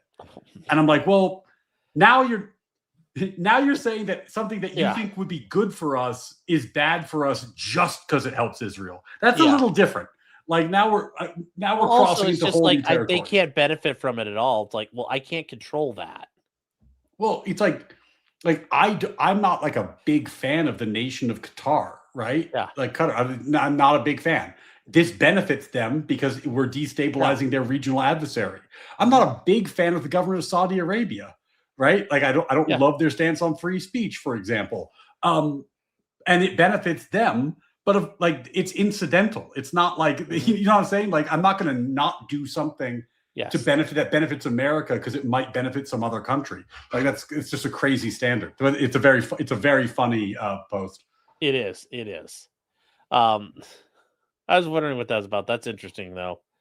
God, that's like there with like that. That's like a Destiny tier thing. Yeah, it's a space lasery thing. Yeah. Johan for $5 says, I love watching stuff go splody, but I don't like that it helps them. Who's them? Who's them, parenthesis. I think he's got that's a code word for Jews when you see the parentheses. Sean, if you played dumb, he was going to donate again to explain it to you. No, he knows what I know. I know that. I know that because I use the highlighter and do that every once in a while. You got a system. Yes, the Devil's Raspberry is a new member for Ryan joining up. Hey, look at that. Jefferson Post, been a member for 18 months. Thank you for being here, man. It says next Ryan will randomly meet Mr. Medicare somehow. That would be fucking hilarious. That would be tough. Do you know who Mr. Medicare is? Yeah, he's the guy with the weird hair and the white background, right? Is that who? Am I thinking? No. Who are we he's the guy with cancer. Oh, okay. I have no idea who we're talking about. You'd love him because there's a couple times he just like absolutely just blew the doors off Destiny years and years ago. Oh, okay. So I was thinking of someone totally different. Yeah. But you'll love it when he goes after Destiny. I'm gonna have to deep dive this. But who's the guy I'm thinking of? He's got white hair, white background and hair. He's got like big puffy hair. He puts on a really thick accent. He does this really insane YouTube show. Sometimes he goes on Tim Pool. God, who's this guy? He goes on Tim Pool. I don't know. Let me see if I can find him. Because you're saying like the weird guy goes on Tim Pool, and it's like that's like everybody. But you've been on Tim Pool, haven't you, Ryan? No, I haven't. Oh, okay. Hold on. I'm trying to. You're gonna have to work on that because I don't know. I don't know. I'm trying to figure out who this guy is. Okay. Oh, Matan. Oh, okay. Okay. Yes. You know who that is? Yes. Yeah. See, the reason I learned about Matan, and obviously now I'm realizing it's not the same name, it's just the M, is because when Pisco went on Tim Pool, Matan was a guest. And Matan's only questions for Pisco were about whether he fucks dogs. So Pisco was doing his like debate thing, and Matan would just be like, yes or no, do you fuck dogs? Why won't you answer my question? Why won't you answer my question, Pisco? Well, do you fuck dogs? No, and it was like it obviously was not a real debate when Matan was doing that. It was just a meme, but it was so fucking funny. Perfectly timed. Because Pisco takes himself very seriously. It was not he was not able to roll with that punch, and it made me laugh a lot. Horseback Skydiving says, is Mr. Medicare the guy that disemboweled Boogie for faking cancer to solicit donations? Yes. Among many people, he is disemboweled and gone after. Yes, Mr. Medicare has. Blasterbot for 10 subs to Ryan Mullally. Yes. Big support, chat. Big support, big memberships. Get your emotes. They're going. Get them while they're good. Hot off the presses. I think I have more slots, so I need to add some more emotes now. There's actually a ton, and you can open up more and more and more as you go. Yeah, I was surprised. Someone said like I was asking my mods like, when do I get more slots? And they're like, you have a lot of slots. Use the goddamn emotes. Yeah, you have more than enough. Yeah. EDW Raptor for $5 says Sean recognizes the speed you are growing and doesn't want you to surpass his 27K in a year. He is trying to sabotage you. I've been meaning to ask you about that. First of all, lower your voice. Don't give away the plans here, bud. Yeah, Sean's deeply worried about my 1,300 subs. He's like, hey, that's how people 1,300 start, man. Too many. You start at 1,300 before you blink. You're at like, you're getting your silver play button. Yeah, then living the high life. I've been blinking for quite a while. Then Jefferson Post says they need to preserve objections with the ALJ. You do, but there's only so much that it does, because as long as it's a reasonable decision, it doesn't matter. Yeah, it does seem like in that case they didn't actually launch. There were some legal arguments they could have preserved and didn't. So maybe it would have turned out differently. But kind of like the guy with the guerrilla group. Like, you didn't really tell us why. Yeah. Mr. Ubercross, been a member for 1 month, says, did someone say it's not an Ubercross? I mean, we summoned you. If you say Ubercross 3 times in the mirror, he shows up. Yes. The Ubercross, by the way, he's a family law attorney. Oh, cool. I was thinking one of these days we should have him on, and we should do a like a lawyer's war story, because he's as a family law guy, he's gonna have some crazy fucking stories. I have some weird ones too out of family law, but God, well, it's just not like politics, just like the weird shit that happens in this industry. Oh no, there's a bunch of it, and we can watch the toe sucker video. Oh, must we? We've already had the chimp video, Sean. Well, no, my client, I was representing you guys, a public defender known as the toe sucker, and it was like, yeah. Oh, it was fun.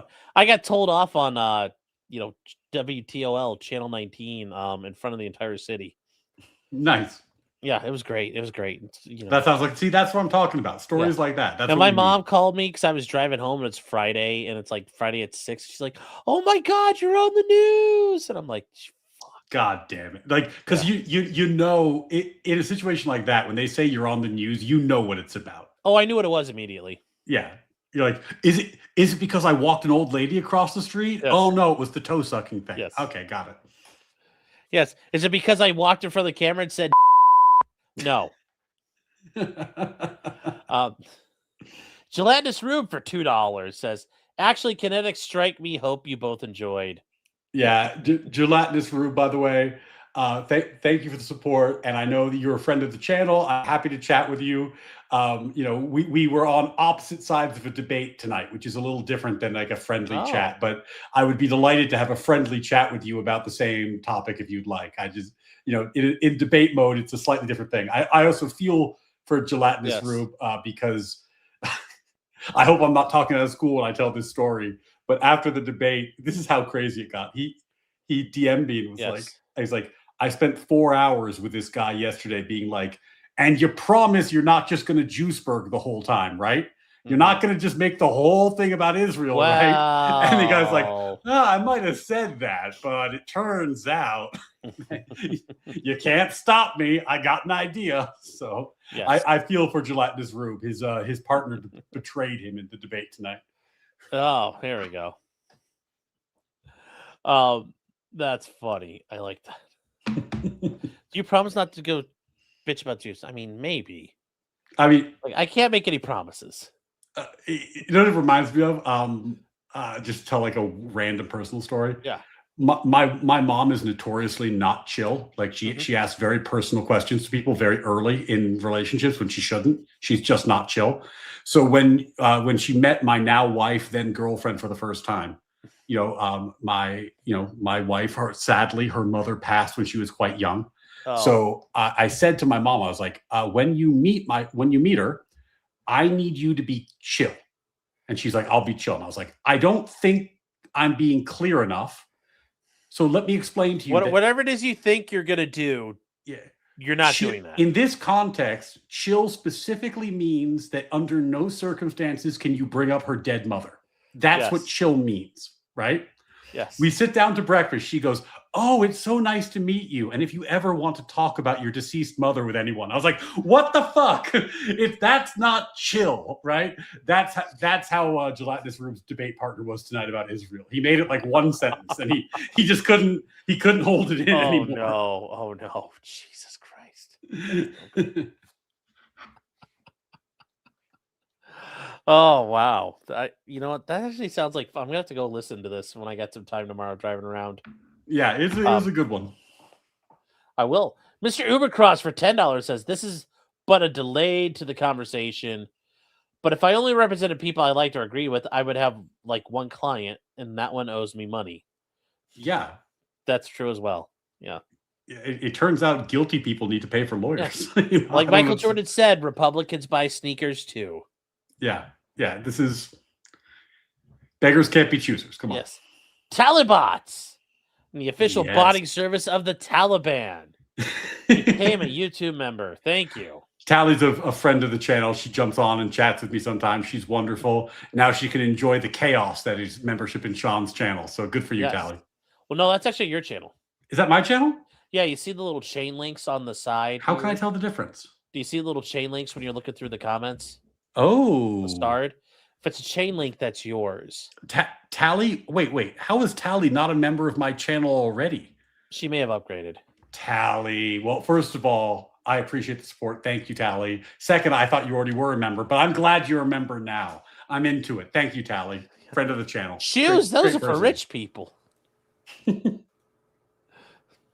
Some guy with cancer. How you doing, buddy? Good. Keep hanging in there. Keep hanging in there. Remember, fuck cancer. Put the fries in the bag, Judge. Yes, they got to put the fries in the bag. These judges are speedrunning the return of tarring and feathering. They are, but sadly, that won't ever happen. And the moment it happens, they're all going to circle the wagons. But they should, once again, they should be fearing the people they deal with. Well, and I think that just moving a little, like we've spawned so much law and so much process, things need to get a little streamlined, and it seems like we're moving in that direction. Yes. Yeah, I agree. Very much so. EDW Raptor for $5 says, sorry, Sean, I'm one of your turncoat Jannies. Well, you can't trust Jannies. Jannies are not reliable people.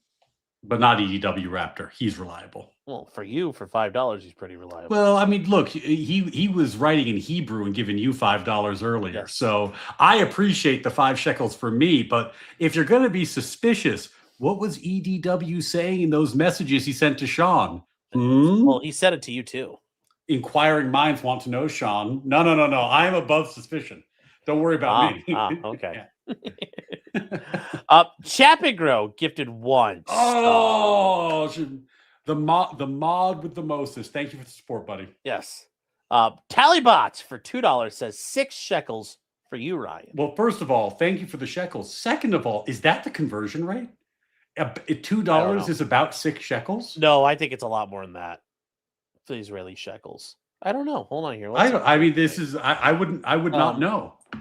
Shekels to USD.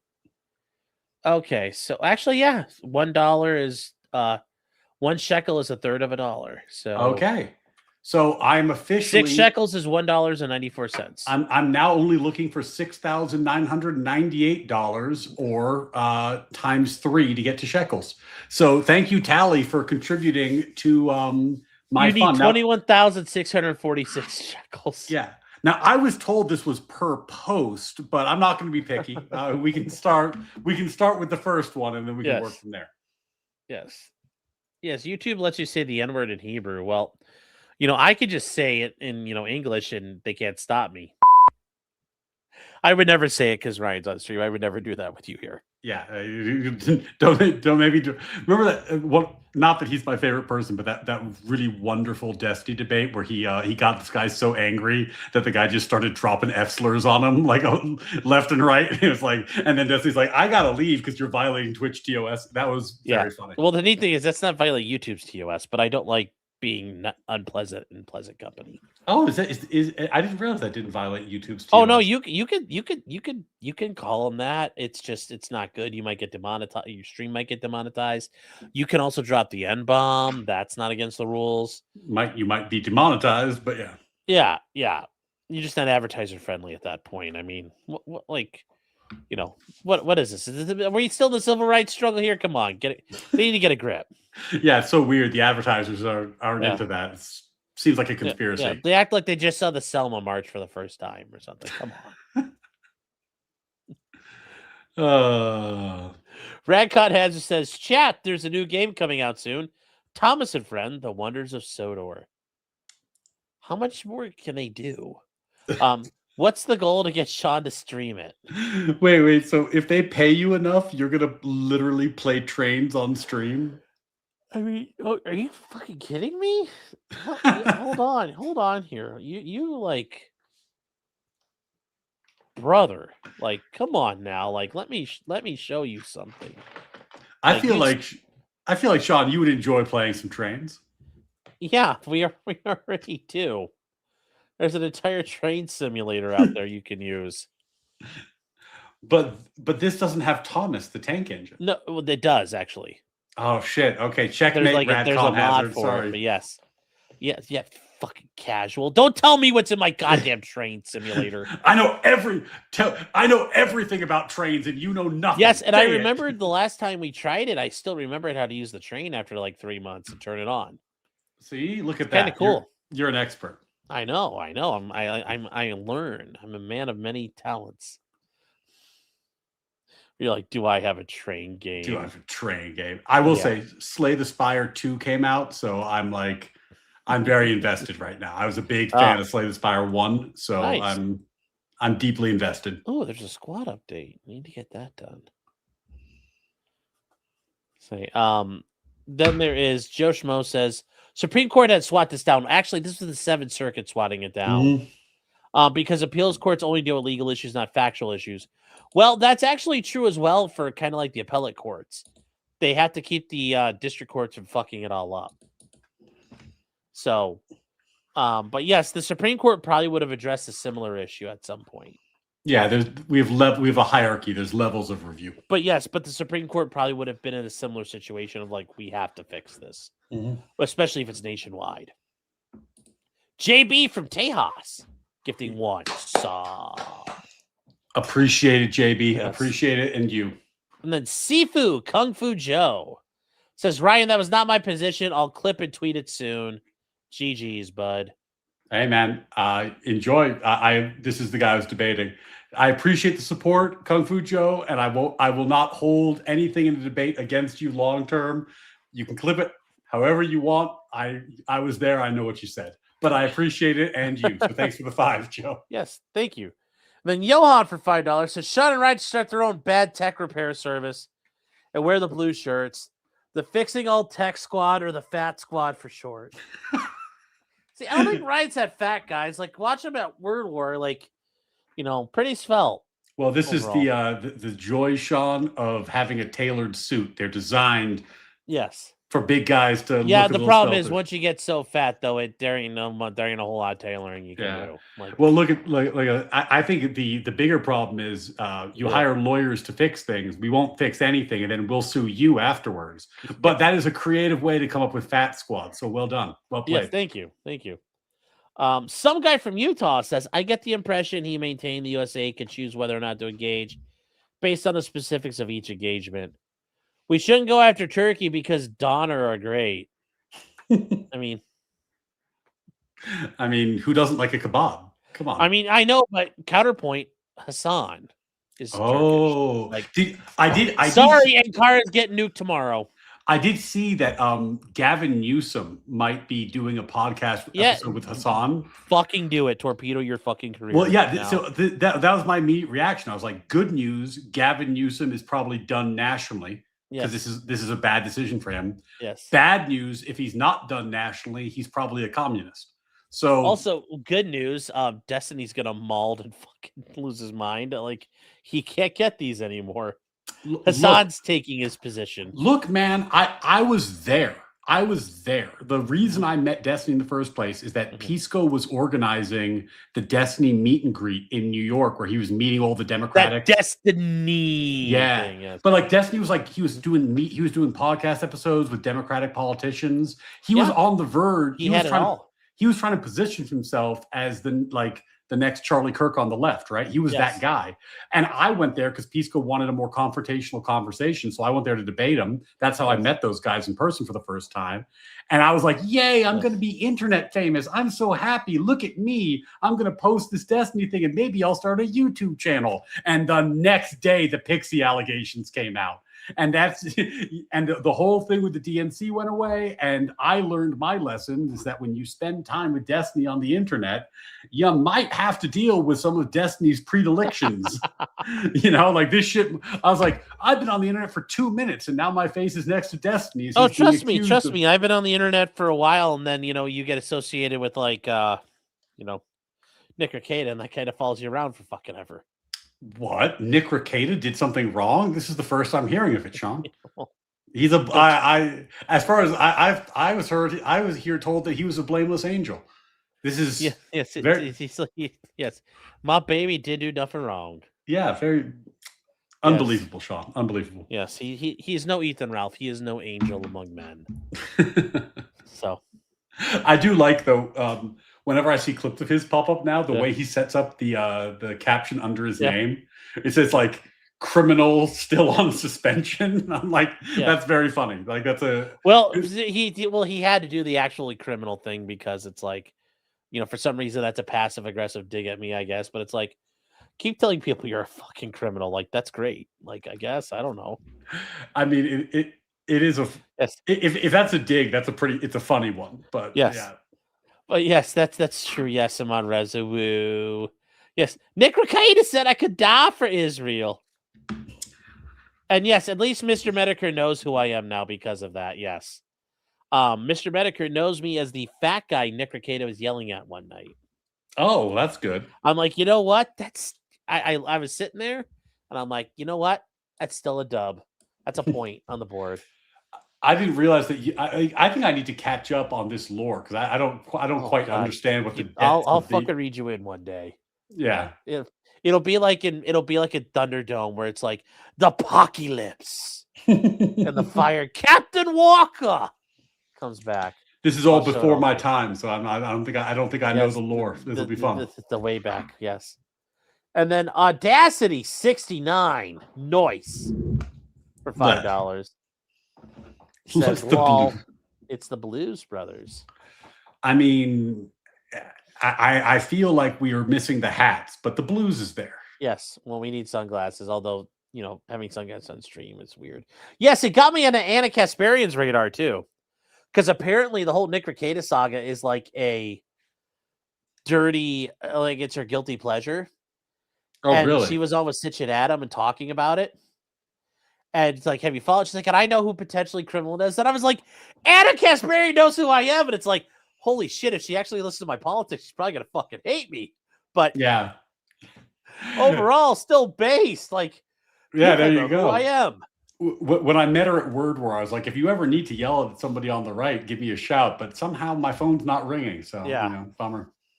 Yeah, Anna, if you're out there, I know you're out there. Yeah. If you're looking for your lawyers to yell at, we wear blue shirts. We come in pairs. Yes. Come on. Yes. It's her 50 Shades. Yes. Gross. No, but I mean, it's like for her, she's like, it's the drama I follow on the internet. She's like, I get to just unplug and listen to it. But yes, that also means Anna watches the casino. Yes. Yep, it does. Guys, it's Anna with one N, not two N's. Come on now. Yeah, let's get the details. Be respectable, chat. Gotta do it right. So, all right, man. All right. Well, I think that's it, Ryan. So, anything else you want to say? No, good hanging out with you as always, Sean. Yeah. Always a pleasure. Let's see. Coming up on my channel, I've been doing a lot of war stuff recently. I think I'll probably do at least one. I think Wick wants to debate me on some aspect of international law, so I'll see what he wants to debate about and schedule that. Sounds like fun. On Sunday, I'm doing more of a philosophy bro stream and not a law stream. But if you want to hear me do some philosophy bro, I'll be streaming on Sunday night. And then on Monday, I'm joining the gang of Misfit Toys. And I think they just pitched me a different idea. So I don't even know what we're doing.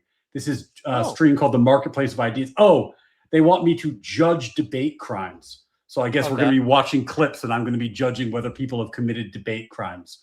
I have no idea what that means, but it sounds like a good time. Crimes, that'll be Monday night. Well, that murder of Anna against Pearl. I mean, like, that was a debate crime. That was a crime against humanity. Jesus. Yes. Ryan will have to be reading from the Talmud.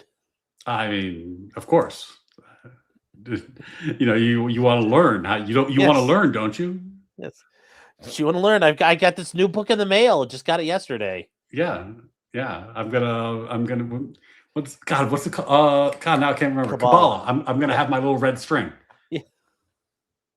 God. He'll have his sideburns before you know it. Chad, all curly and glorious. He'll be moving to a Kiryas soon as well. Yeah, I mean, well, though in fairness, not if I get my shekels $2 at a time. Yeah, like, you can't afford to live take? there. Yeah, yeah. People need to get the show on the road. All right. Well, hey guys, we're gonna get back to the Corey Richards trial coming up. That's still ongoing, and I can't imagine they don't convict this woman. But hey, she wants to have her trial, so we'll watch it. It certainly seems like everyone I talk to says it's going that way. But oh yeah, it's as a judge once told me. He's like, we used to call this a slow plea, and it's like it's going to be like a 2-week long plea for guilty. So. Hey, but Sean, it's always a pleasure seeing you. It's always a pleasure yelling at your chat to like and sub to my stream because I'm trying to grow the damn thing and you guys are lazy. Not all of you, just the ones who haven't done it yet. You know who you are. You know who you are.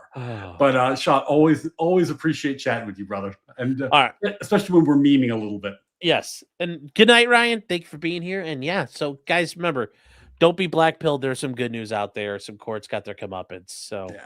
All right. See you next time, gang. See ya. Too bad they didn't highlight the text, eh? Yeah. Suffer the highlight in the text. So thank you guys all for being here. We are going to wrap this up here. It's 1:00. I'm tired. I'm eepy. So I will see you guys tomorrow. I'm not sure what we're going to do, but remember, chat, we have Formula One starting tomorrow, 11 p.m. Eastern time. The Australian Grand Prix starts. And actually, real quick, who got what? Qualifying still going.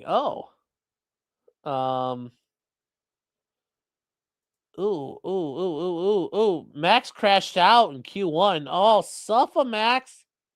Suffer. Oh, Q2. Oh, wow. Oh, Lord Child. This is interesting. This is interesting here. F1 showing us right now. Mercedes is up top. Wow. Okay. Valtteri. Okay, yeah, they're not doing too good in the back. That makes sense. Audi's up front. Or they're 9, 10, 11. Yeah. Oh, come on, McLaren. Pull it out of your ass. We gotta go. We gotta go here. Come on. Don't let Mercedes get the top. It's literal shit. So. Oh, yeah, people are trying to go after the AK guy, and we'll deal with that as that comes out, chat. Once Corey Rich is over, we'll be back to the normal content and also throwing in the political shows. So, well, that said, chat, we are done. There is no model stream tonight, guys. It's 1:00. I'm tired. So, sorry, sellers. But with that said, chat, thank you again all for being here. And remember, until next time, just because you did it does not mean you're guilty. Unless you're these insurrectionist judges. And you should be tarred and you should be feathered. And yes, that is a threat. So, good night, chat. And I'll talk to you guys tomorrow.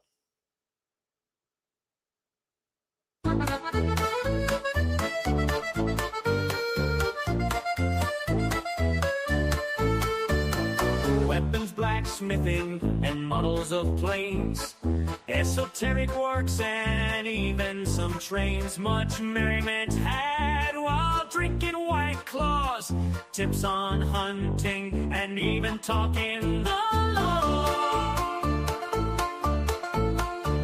Whatever you do, just don't talk to cops, even when they nab you on illegal stops. Just 'cause you did it doesn't mean you're guilty, but please talk to a local attorney. Was that the fat guy Rick hated yelled at? Why, yes it was, he even knows he's fat.